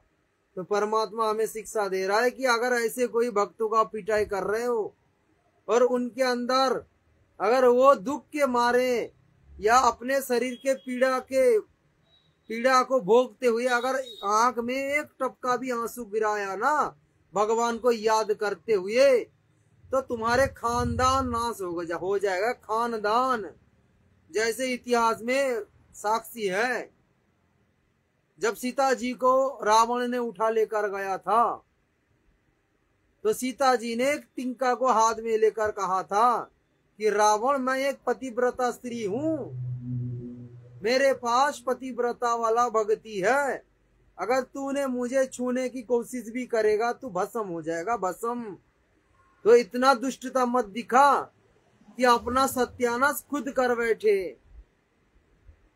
भाई रावण भी पंडित थे, शिक्षित थे, उनको भी पता था भक्ति का बल क्या होता है, पतिव्रता का भक्ति का बल क्या होता है। वो भी डर के मारे उनको स्पर्श नहीं किए, यानी उस भावना लेकर स्पर्श नहीं किए उनको, सीता जी को। तो विचार करो भाई और बहनों, जो रावण ने 33 कोटि देवता को अपना बंदी बनाया, अपना गुलाम बना लिया, उस जगह में देवी सीता के साथ कोई गलत कर्म नहीं कर पाए। क्यों?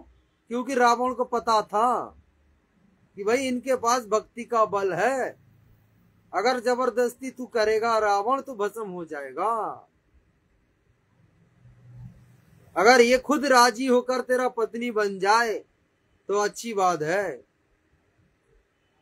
नहीं तो अगर तूने इनके साथ कोई जबरदस्ती की, तेरा लंका जल जाएगा, तेरा लंका पूरा खानदान जल जाएगा। इतना नॉलेज तो उनको पास था, लेकिन आज मैनेजमेंट वालों के पास इतना नॉलेज भी नहीं है।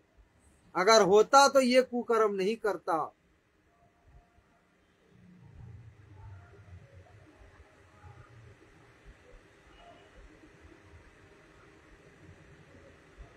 फिर भी रावण ने अपना सत्यानाश किया, इधर नहीं हुआ तो उधर हो गया।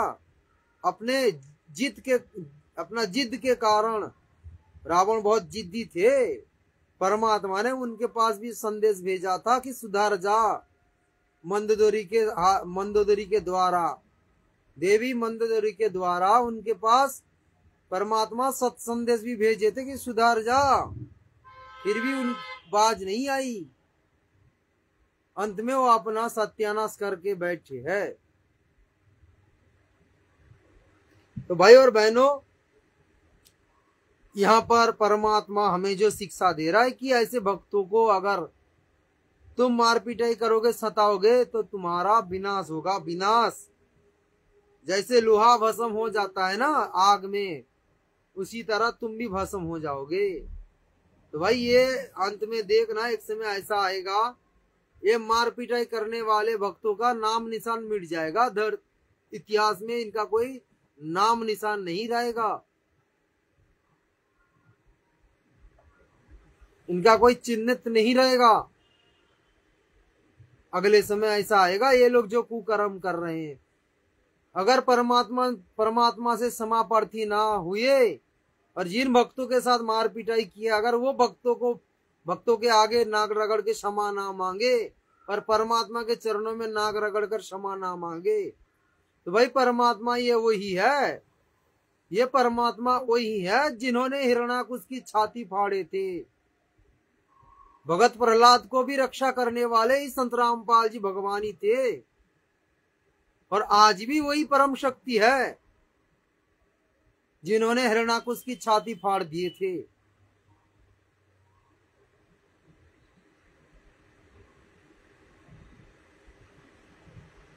भाई परमात्मा सरगुण रूप में तो गुरु बन के बैठे हैं, सरगुण रूप में गुरु पद पर है, इस रूप में कुछ नहीं करेंगे। लेकिन जो निर्गुण रूप में बैठे हैं ना सतलोक में, उस रूप में तुम्हारे बक्कल उतार के रखेंगे, क्योंकि परमात्मा का विधान जो है वो तो होगा। और परमात्मा अपना मैनेजर भी खड़ा कर रखे काल को, 21 ब्रह्मांड के मालिक, 21 ब्रह्मांड के जेलर, वो भी तुम्हारे बक्कल उतारेंगे, उनके द्वारा तुम्हारा उतारेंगे मालिक।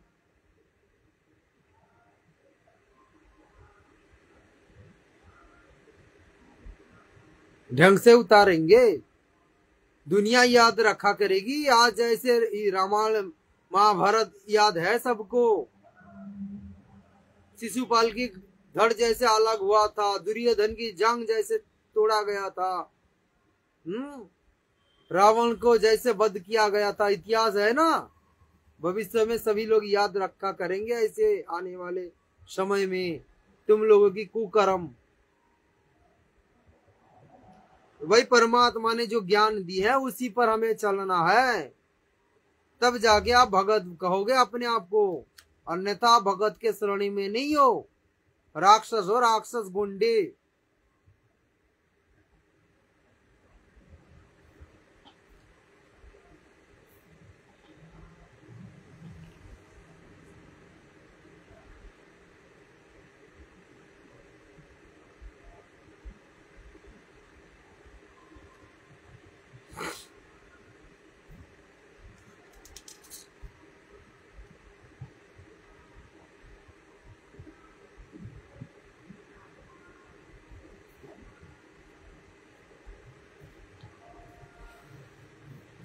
तो भाई और बहनों, भक्तों की भूमिका कौन लोगों ने पालन कर रहे हैं?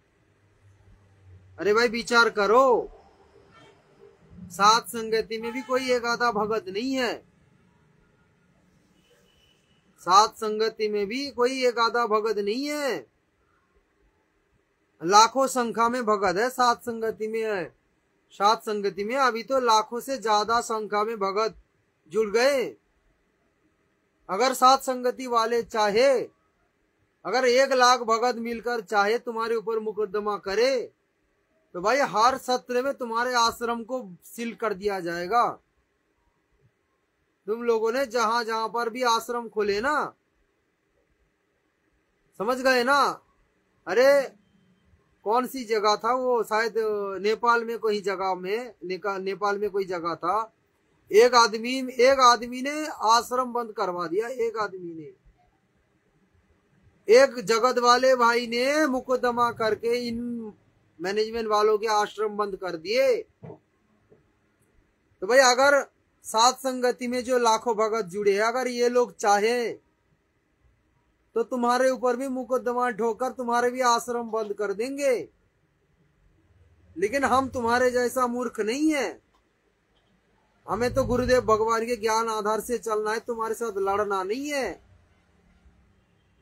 तुम्हारे तरह हम अज्ञानी नहीं है। अगर हम पुलिस के पास जाएंगे तो भाई भगवान हमारे किस दिन काम आएगी।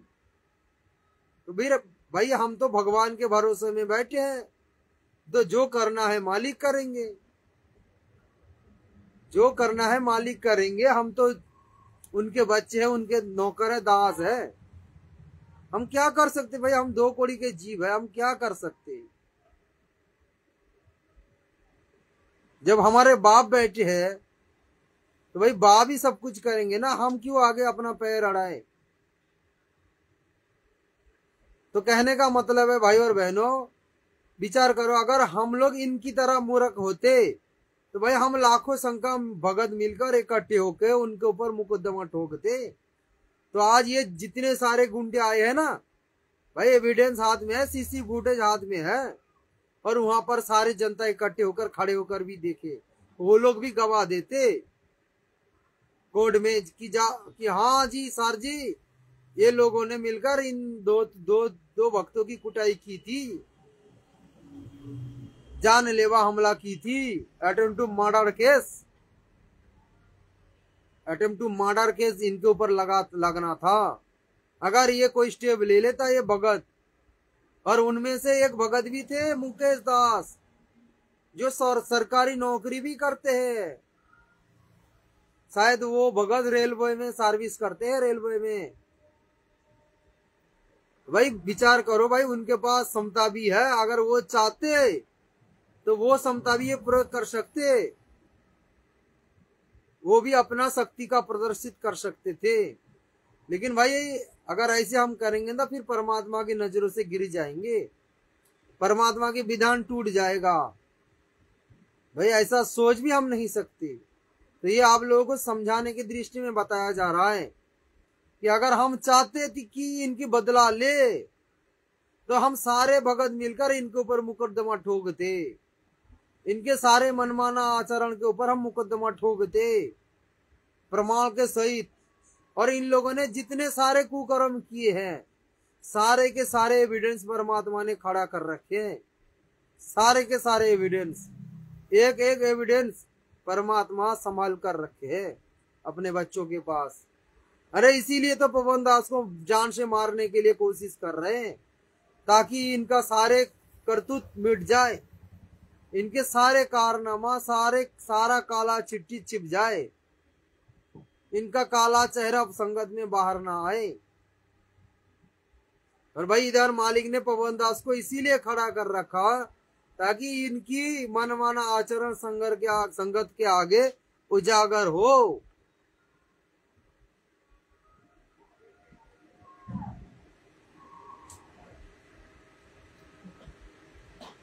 तो भाई विचार करो, आप लोग किसकी संगति कर रहे हो।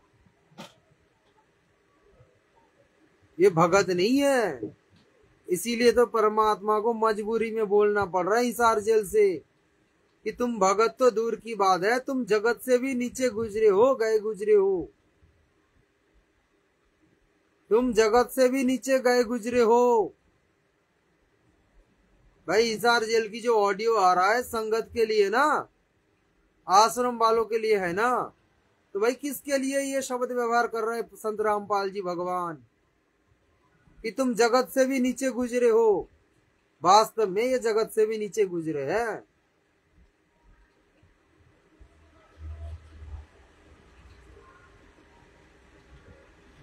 भाई इनकी चेहरा देखना भी काल को भी पसंद नहीं आ रहा होगा, उनको भी घृणा आ गया होगा इनकी कर्म देखकर। काल भी शायद सोच रहा होगा कि मैं भी इतना घिनौना हरकत नहीं किया जो घिनौना हरकत तुम लोगों ने कर रहे हो। वो भी सोच रहा होगा, काल भी शायद इन लोगों से कोई ट्रेनिंग ले रहा होगा, शिक्षा ले रहा होगा। वो भी अपने आप को शर्म महसूस कर रहा होगा कि तुम तो मेरे बाप निकले हो, तुम लोग अपराध में।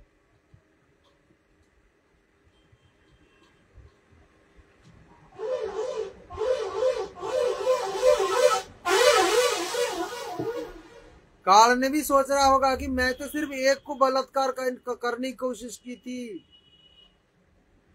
मैं तो सिर्फ दुर्गा के साथ बलात्कार करने की कोशिश की थी, मुझे इतना बड़ा सजा मिला। लेकिन तुम नालायक निकम में इतने सारे बलात्कार करके बैठी हो, गुप्त रूप में आश्रम में बहन बेटी के साथ तुम छेड़छाड़ करते हो। अगर कोई आवाज उठाने भी लग जाता है तो तुम उनको डराते हो, धमकाते हो। तुम गुरुद्रोही हो जाओगे, तुम्हारा नामखंड हो जाएगा, तुम्हें आश्रम से दूर कर दिया जाएगा, नो एंट्री कर दिया जाएगा। तुम सूक्ष्म रूप में कितने सारे बहन बेटी को बलात्कार कर चुके हो, पता ही नहीं, गिनती नहीं है गिनती। काल भी शर्म आ रहा होगा तुम्हें, तुम्हारे ये कुकर्म देखकर। काल भी ये सोच रहा होगा कि मैं तो सिर्फ दुर्गा के ऊपर आश्रित हो गए थे, ये नालायक मैनेजमेंट वालों ने कितने दुर्गा के पीछे घूम रहा है, कितना दुर्गा बना लिया। ये तो मेरे से भी बड़ा बेशरम निकला, मेरे से भी, मेरा भी बाप निकला है फिर ये लोग कुकर्म में। मैं भी तो इन लोगों के आगे कुछ नहीं हूं।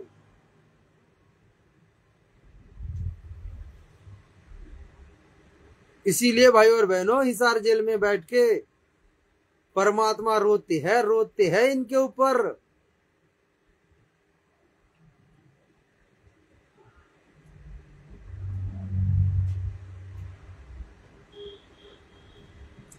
भाई परमात्मा इस पुस्तक में क्या शिक्षा दी है हमें कि आवत गाड़ी एक है, सॉरी ये गाली ये नहीं है, क्या कहा परमात्मा ने कि गाली ही से उपजे कला कष्ट और मीच, हार चले सो साधु है लगे मरे सो नीच। तो भाई परमात्मा ने इन लोगों को ज्ञान आधार से रिजेक्ट कर दिए है। और साधु किसको बताया परमात्मा ने? जो हार चले, यानी जो हारना पसंद कर लिया वो साधु है। भाई सात संगति वाले हारना स्वीकार कर लिया, लड़ना नहीं चाहा, लगे मरे सो नीच। जो लड़ने के लिए आ जाते हैं अपने ओर से, उनको मालिक ने नीच बताया। और जो हार चले, यानी अपना हार जो स्वीकार करते हैं कि मैं छोटा हूं, मैं नहीं लड़ सकता हूं, मुझे नहीं लड़ना है, मुझे ज्ञान आधार से चलना है, भगवान के ज्ञान पर चलना है। मालिक क्या बताया उनको? साधु गाली ही से उपजे कलह कष्ट और मीच, हार चले सो साधु है लगे मरे सो नीच। भाई ये सारे वाणी किस दिन काम आएगी? आश्रम से जुड़े हुए भाई बहन थोड़ा बहुत सोचा करो। ये नालायक गुंडे निकम्मे, ये राक्षसों के संगति करके आप लोगों को क्या मिल रहा है? कुछ नहीं मिल रहा है, उल्टा आप लोग अपना भक्ति की सत्यानाश कर रहे हो, बर्बाद कर रहे हो। भाई आप लोगों को तो हाथ जोड़कर प्रार्थना है, हम साथ संगति वालों की तरफ से हाथ जोड़कर प्रार्थना है, आप भाई बहन जितना जल्दी हो सके आप इन काल प्रेरित राक्षसों की संगति छोड़ो।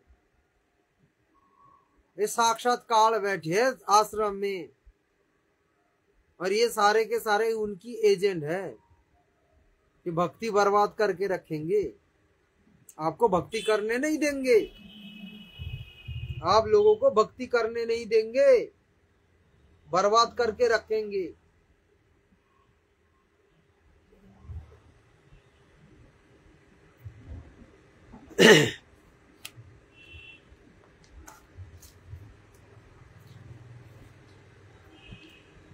अरे भाई, अरे हमारे भी तो रिश्तेदार है, हमारे भी तो जान पहचान है।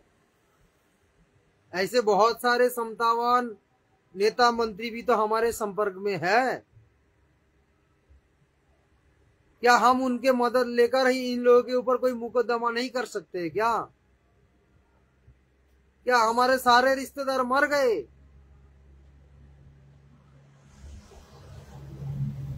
अगर हम चाहते इन लोगों के ऊपर बदला ले तो क्या नहीं ले सकते? सोचिए भाई और बहनों, सात संगति में 1 लाख कम से कम भगत तो है। 1 लाख कम से कम लाखों संख्या में भगत है। कुछ भगत तो खुलेआम सपोर्ट करते हैं, कुछ भगत है जो गुप्त रूप में सपोर्ट करते हैं, कुछ भगत डरते भी है मैनेजमेंट वालों को, सात संगति की वीडियो भी देखते हैं और सात संगति के पक्ष में भी है, लेकिन डर के मारे आवाज नहीं उठा पाते मैनेजमेंट के खिलाफ, क्योंकि उन लोगों को पता है कि ये मैनेजमेंट वाले गुंडे हैं, ना जाने क्या कर दे, कब गुंडे लेकर मार पिटाई कर दे। तो वो लोग डर के मारे आवाज नहीं उठा पाते। कहने का मतलब भाई और बहनों, सात संगति में भी लाखों संख्या में भगत है।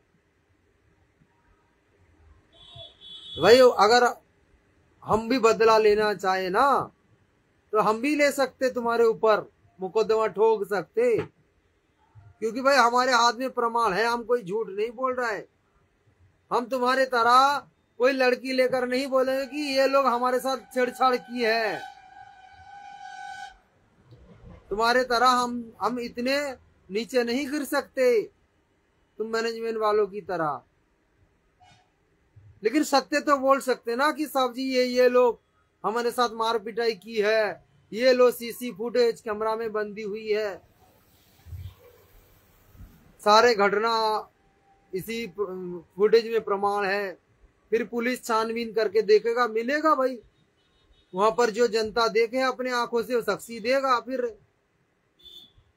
फिर कार्रवाई हो जाएगा उनके ऊपर, फिर उनके ऊपर मर्डर केस होगा, मर्डर केस।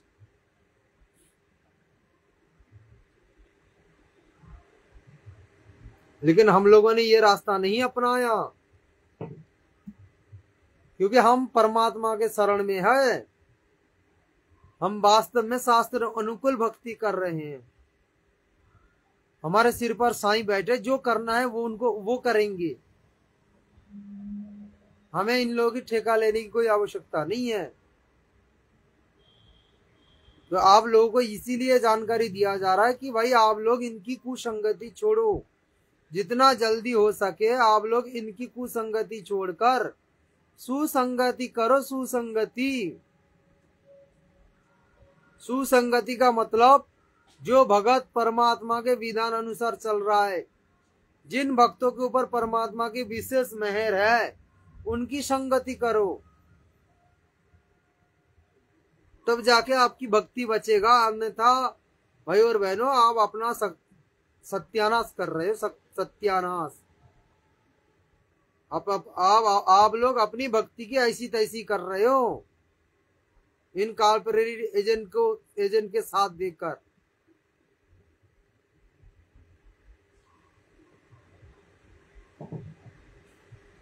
तो भाई समय रहते सहते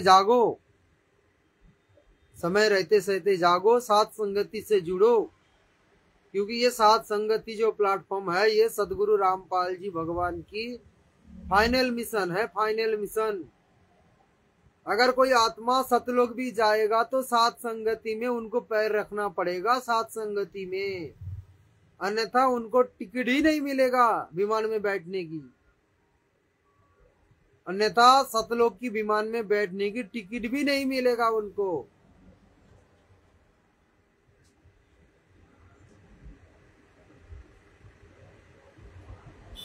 तो भाई समय से पहले आप लोगों को चेताया जा रहा है, क्योंकि 2028 के अंदर महाविनाश होने वाला है, और वैसे भी देश और दुनिया में माहौल बिगड़ते जा रहा है।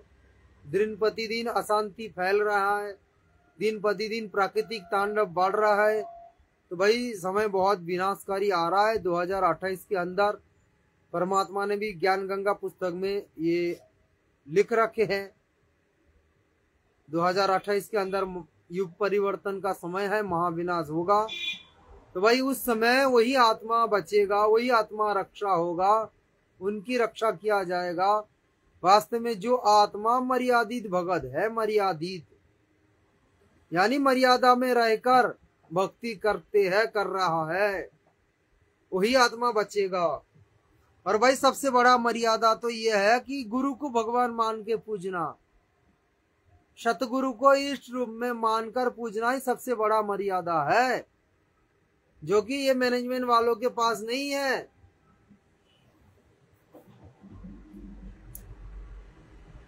ये मैनेजमेंट वालों के पास में ये नहीं है, मर्यादित भक्ति नहीं है इनकी पास, क्योंकि ये लोग गुरु को इष्ट रूप में मानकर नहीं पूज रहा है। अगर इस धरती में किसी भाई बहन गुरु को इष्ट रूप में मानकर पूज रहा है, सतगुरु को, तो भाई सात संगति से जुड़े हुए भाई बहन। अन्यथा ये मैनेजमेंट वाले ना खुद पूजा करते हैं गुरु की और ना अपने भाई बहनों को करने की प्रेरित करते हैं, और उल्टा आप लोगों को गुरु के आदेश बता कर नकली कबीर के पीछे भगाया जाता। दाढ़ी मूंछ वाले जो फोटो है भाई, इस पिछली पीढ़ी में ये ज्ञान मिलने के बाद वो दाढ़ी मूंछ वाले फोटो हमारे लिए काल है, काल। अगर सतलोक जाने के लिए यदि कोई पैर खींच सकता है, वही दाढ़ी मूंछ वाले फोटो ही आपकी पैर खींचेंगे। इसीलिए परमात्मा को ज्ञान देना पड़ा कि त्रिकुटी में जाकर अगर तुम दाढ़ी मूंछ वाले फोटो के ऊपर झांक भी लिया, यानी एक पलक तुमने उधर देख लिया, तो तुम्हें वहां पर रिजेक्ट कर दिया जाएगा, फिर वापस पटका जाएगा नीचे। और मालिक ने तुरंत कहा है कि यहां पर भी ऐसा होगा, यानी वहां पर भी झांकोगे तो फेल और यहां पर भी झांकोगे तो फेल। तो भाई आप तो हर रोज दिन में 3 टाइम अगर दरबार में जाते हो, अगर 3 टाइम आप दरबार में जाकर दंडवत प्रणाम करते हो, तो भाई दाढ़ी मूंछ वाले फोटो तो आपके नजर में आ रहा है, क्योंकि आपने दरबार में दाढ़ी मूंछ वाले फोटो को बिठा रखे हो।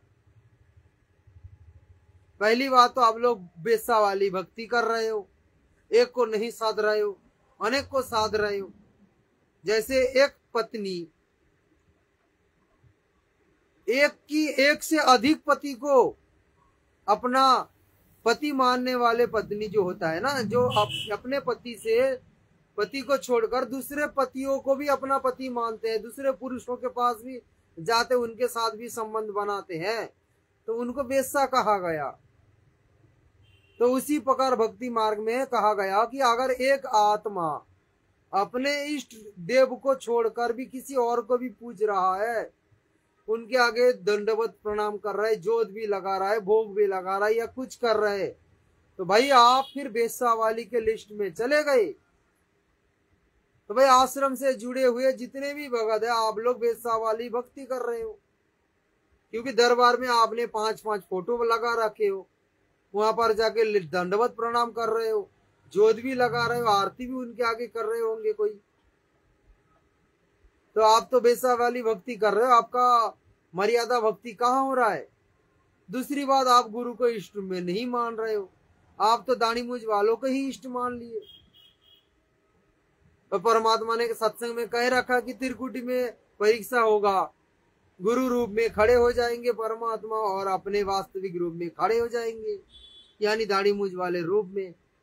अगर तुमने वहां पर झांक भी लिया कि किसने खड़ा है गुरु जी के बगल में, तो तुम्हें फेल कर दिया जाएगा, यानी अपना जो दृष्टि गुरु के प्रति रहेगा, अपना दृष्टि जो है ना गुरु के प्रति रहेगा, गुरु के बगल में कोई खड़ा है उनके प्रति नहीं। अगर थोड़ी सी भी झांक ली बगल में कौन खड़ा है, तो तुम्हें वहां पर रिजेक्ट कर दिया जाएगा, फेल। तो यहां पर भी ऐसा होगा, गुरुजी ने बताया। तो इसीलिए तो भाई हम सात संगति से जुड़े हुए भाई बहन दरबार से ये सारे झंझट को हटा दिया, ना रहेगा बांस ना बाजेगी बांसुरी। अगर नहीं रखेंगे तो भाई हमारे दृष्टि में भी नहीं आएगा। एक समय ऐसा आएगा कि हम इनकी चित्र ही भूल जाएंगे, कि ऐसा ऐसा ही कोई एक चित्र था जिसको हम कबीर जी मानते थे। तीसरी बात भाई और बहनों, जब हमें पता चल गया कि गुरु रूप में हमारे गुरु रूप में साक्षात कबीर भगवान खड़ा है हमारे आगे, गुरु रूप में धरती पर साक्षात कबीर भगवान प्रकट है, जिसको हमने गुरु बनाया वही साक्षात कबीर जी है, तो भाई दूसरा नकली फोटो हमारे किस काम की?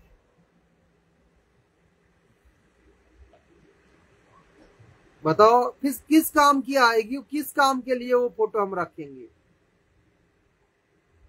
इसीलिए तो परमात्मा कहते कि एक के साधे सब साधे, सब साधे सब जाए, माली सींचे मूल को, फले फूले अगाए। भाई पूजा करनी है तो मूल को पूजो, मूल यानी कबीर भगवान को पूजो। कबीर भगवान यानी सतगुरुदेव भगवान, सतगुरु रामपाल जी भगवान। इसीलिए तो परमात्मा की अमर वाणी कहते हैं कि गुरु को पूर्ण ब्रह्म कर जाने और भाव कभू नहीं आने। भाई आप तो यहाँ पर गुरु को पूर्ण ब्रह्म करके नहीं मान रहे हो, जबकि आपको आदेश दिया जा रहा है कि गुरु को पूर्ण ब्रह्म कर जाने और भाव कभू नहीं आने।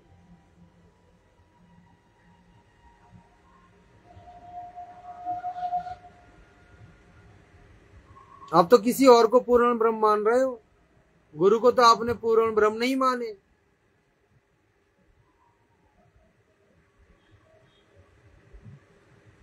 और जिसको आपने पूर्ण ब्रह्म मान रहे हो वो वास्तविक फोटो भी नहीं है, वो ओरिजिनल फोटो भी नहीं है। अरे ना जाने परमात्मा यानी कबीर भगवान, कबीर साहेब, आप जिस चित्र को कबीर साहेब की चित्र मान रहे हो ना जाने कबीर साहेब किस किस रूप में इस धरती पर अपना समय बिताया। अरे अभी भी कबीर साहेब एक रूप में तो हिसार जेल में बैठे हैं। आप लोगों को पता भी है परमात्मा कितने रूप धारण करके अपना खेल खेल रहा है। बाहर भी कितने रूप में परमात्मा अपने मिशन को आगे बढ़ा रहा है, खेल रहा है। जगत वाले के साथ भी घूम रहा है, फिर रहा है। जगत वाले होकर भी परमात्मा लीला कर रहे हैं जगत वालों की जैसा। आपको पता भी नहीं चलेगा परमात्मा ऐसे ऐसे खेल खेलेंगे।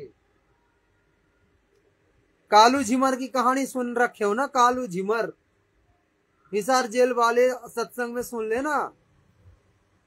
परमात्मा ये भी संकेत कर दिया कि वो कालू झिमर परमात्मा ही थे। जो जिस कालू झिमर को हम जानते हैं उस रूप में परमात्मा ने लीला किए थे। तो भाई हमारे दिमाग में नहीं आएगा वो सारी बात। भाई आप किस किस रूप को पूजोगे? अरे गरीबदास जी कौन थे? वो भी तो कबीर जी थे। क्या परमात्मा सतयुग में नहीं आए थे? त्रेता युग में नहीं आए थे? द्वापर युग में नहीं आए थे? भाई उस रूप को तुम फिर क्यों नहीं पूछते हो? उस रूप को भी बना लो फिर। अरे कबीर जी की जो तुम फोटो बनाए हो तो काल्पनिक है, वो तो काल्पनिक है, मानसिक रूप में बनाया गया उसको कल्पना करके। तो फिर तुम भी ये सतयुग का, त्रेता युग का, द्वापर युग का भी रूप बना लो कल्पना से। फिर उसका क्यों नहीं बनाया? भाई ये मूर्खता है हमारी। ये ज्ञान मिलने के बाद, सतगुरु की पहचान होने के बाद भी यदि हम वैसा वाली भक्ति करेंगे तो फिर क्या खाक ज्ञान ग्रहण किया हमने?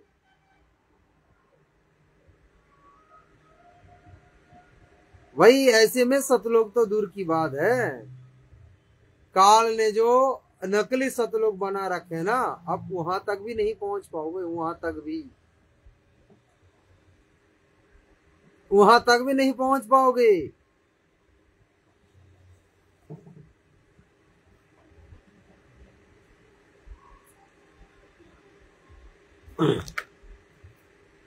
तो भाई और बहनों, अंत में यही कहना है आप भाई बहनों को कि भाई और बहनों, आप लोग ये काल प्रेरित मैनेजमेंट वालों की कुसंगति को छोड़ो, इनकी असली चेहरे को पहचानो।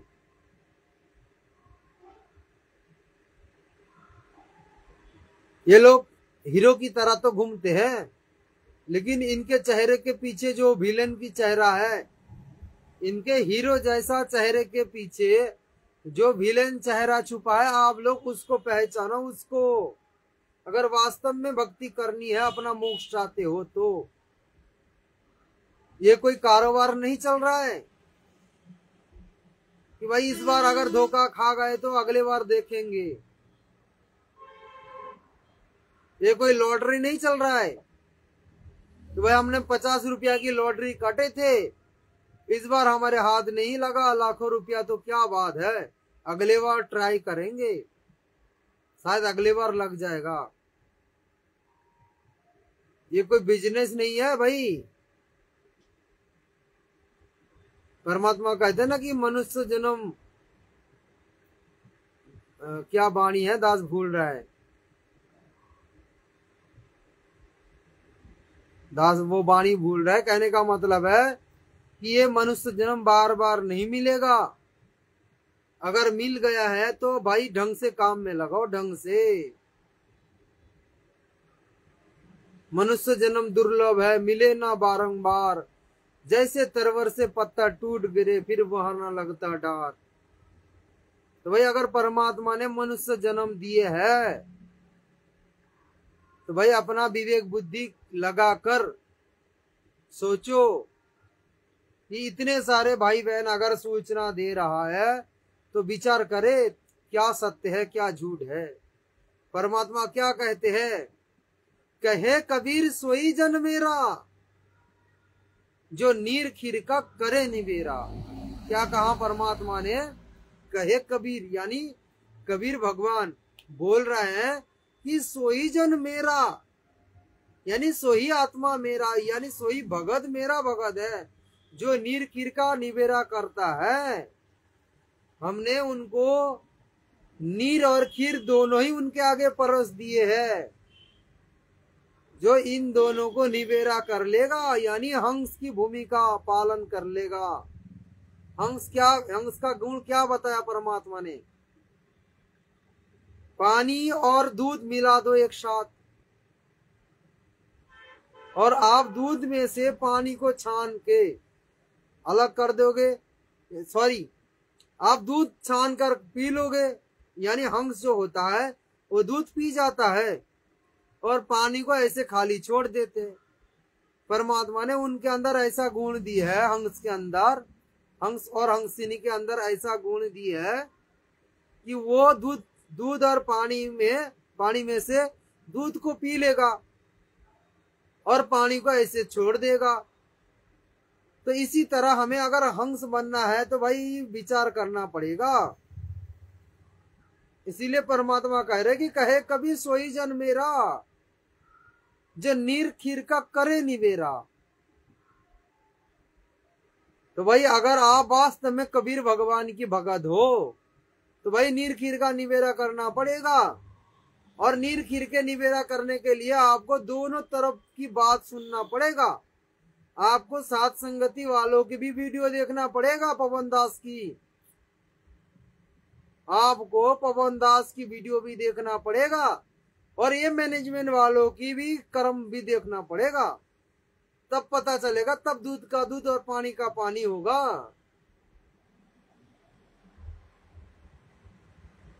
अन्यथा आप एक तरफ की विचार सुनोगे तो आप लाख जन्म में भी सही गलत का निर्णय नहीं ले सकते। भाई कोर्ट में जज क्या करते हैं, कोर्ट में जज कोई डिसीजन अगर लेता तो भाई पहले दोनों तरफ की बात सुनते हैं, दो पक्षों की बात सुनते हैं कोर्ट में जज, फिर जाके निर्णय लेते कि भाई कौन गलत है और कौन सही है। ऐसे खाली निर्णय नहीं ले लेते कि भाई इन्होंने गलत कर दिया, उनको जेल में डाल दो, ये सही है। ऐसे निर्णय नहीं होता। तो कोर्ट में भी जज एक व्यक्ति के जीवन में घटित कुछ घटना को लेकर दोनों तरफ की बात सुनते हैं। भाई यहाँ पर तो कुछ अलग है, यहाँ पर तो और भी गहराई से हमें विचार करना पड़ेगा। भाई ये सवाल तो उठ रहा है हमारे जन्म मरण की, हमारे मोक्ष की सवाल उठ रहा है। तो भाई यहाँ पर तो आंख बंद कर चलने से कोई फायदा नहीं। परमात्मा ने हमें तत्व ज्ञान रूपी टॉर्च दे दिया, टॉर्च, उसी को आधार बनाकर चलना है।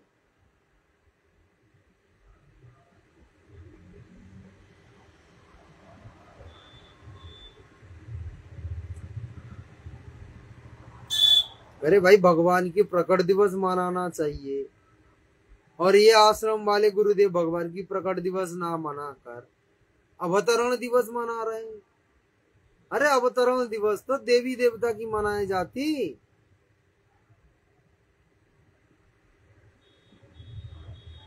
देवी देवता की मनाया जाता है अवतरण दिवस, भगवान की नहीं है। भगवान की प्रकट दिवस मनाया जाता।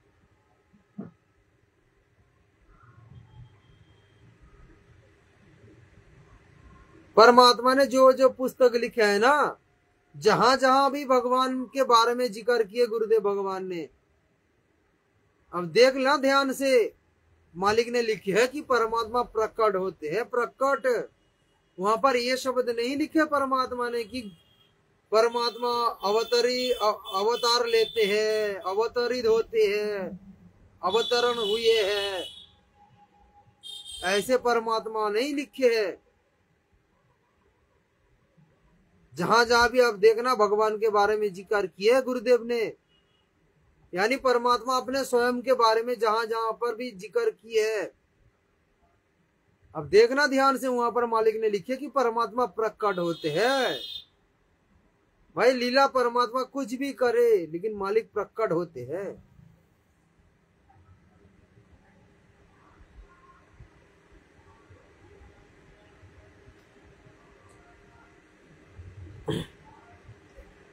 तो भाई और बहनों, परमात्मा की दया से आज का वीडियो यहीं तक ही समाप्त करेंगे। मालिक दया बख्शेंगे तो फिर से दास लाइव आएगा। वैसे तो परमात्मा अपने सत्सेवक बच्चों पवन दास जी को निमित्त बनाकर जितने भी सारे शंका है, जितने भी सारे हमारे मन में कोई कांटा है, अगर कोई कांटा चूक रहा है तो वो सारे कांटा परमात्मा हमारे निकल रहे हैं। परमात्मा अपने बच्चों को निमित्त बनाकर सारे शंका का समाधान करवा रहे हैं, और वे मैनेजमेंट वालों की सारे कारनामे संगत के आगे खड़ा किया जा रहा है, प्रस्तुत किया जा रहा है कि भाई देख लो इनकी ऐसी हरकत, आप सुधर जाओ, आप लोग अपना पीछा छुड़ाओ इन लोगों से, अन्यथा आपका सत्यानाश करके बैठोगे आप लोग। तो भाई आप भाई बहनों से विनती है, प्रार्थना है, आप लोग साथ संगति की वीडियो जब तक ध्यान पूर्वक नहीं सुनोगे, देखोगे, तब तक आप लोगों को सत्य से आप परिचित नहीं हो पाओगे, सच्चाई आप लोगों को पता नहीं चलेगा। तो दास यहाँ पर अपना वाणी को विराम दे रहा है मालिक के आशीर्वाद से। फिर मालिक दया बख्शेंगे तो दास फिर से लाइव आएगा आप भाई बहनों के आगे। बंदी छोड़ सदगुरु रामपाल जी पूर्ण परमेश्वर जी की जय हो। अब सभी भाई बहनों को दास का सत साहिब।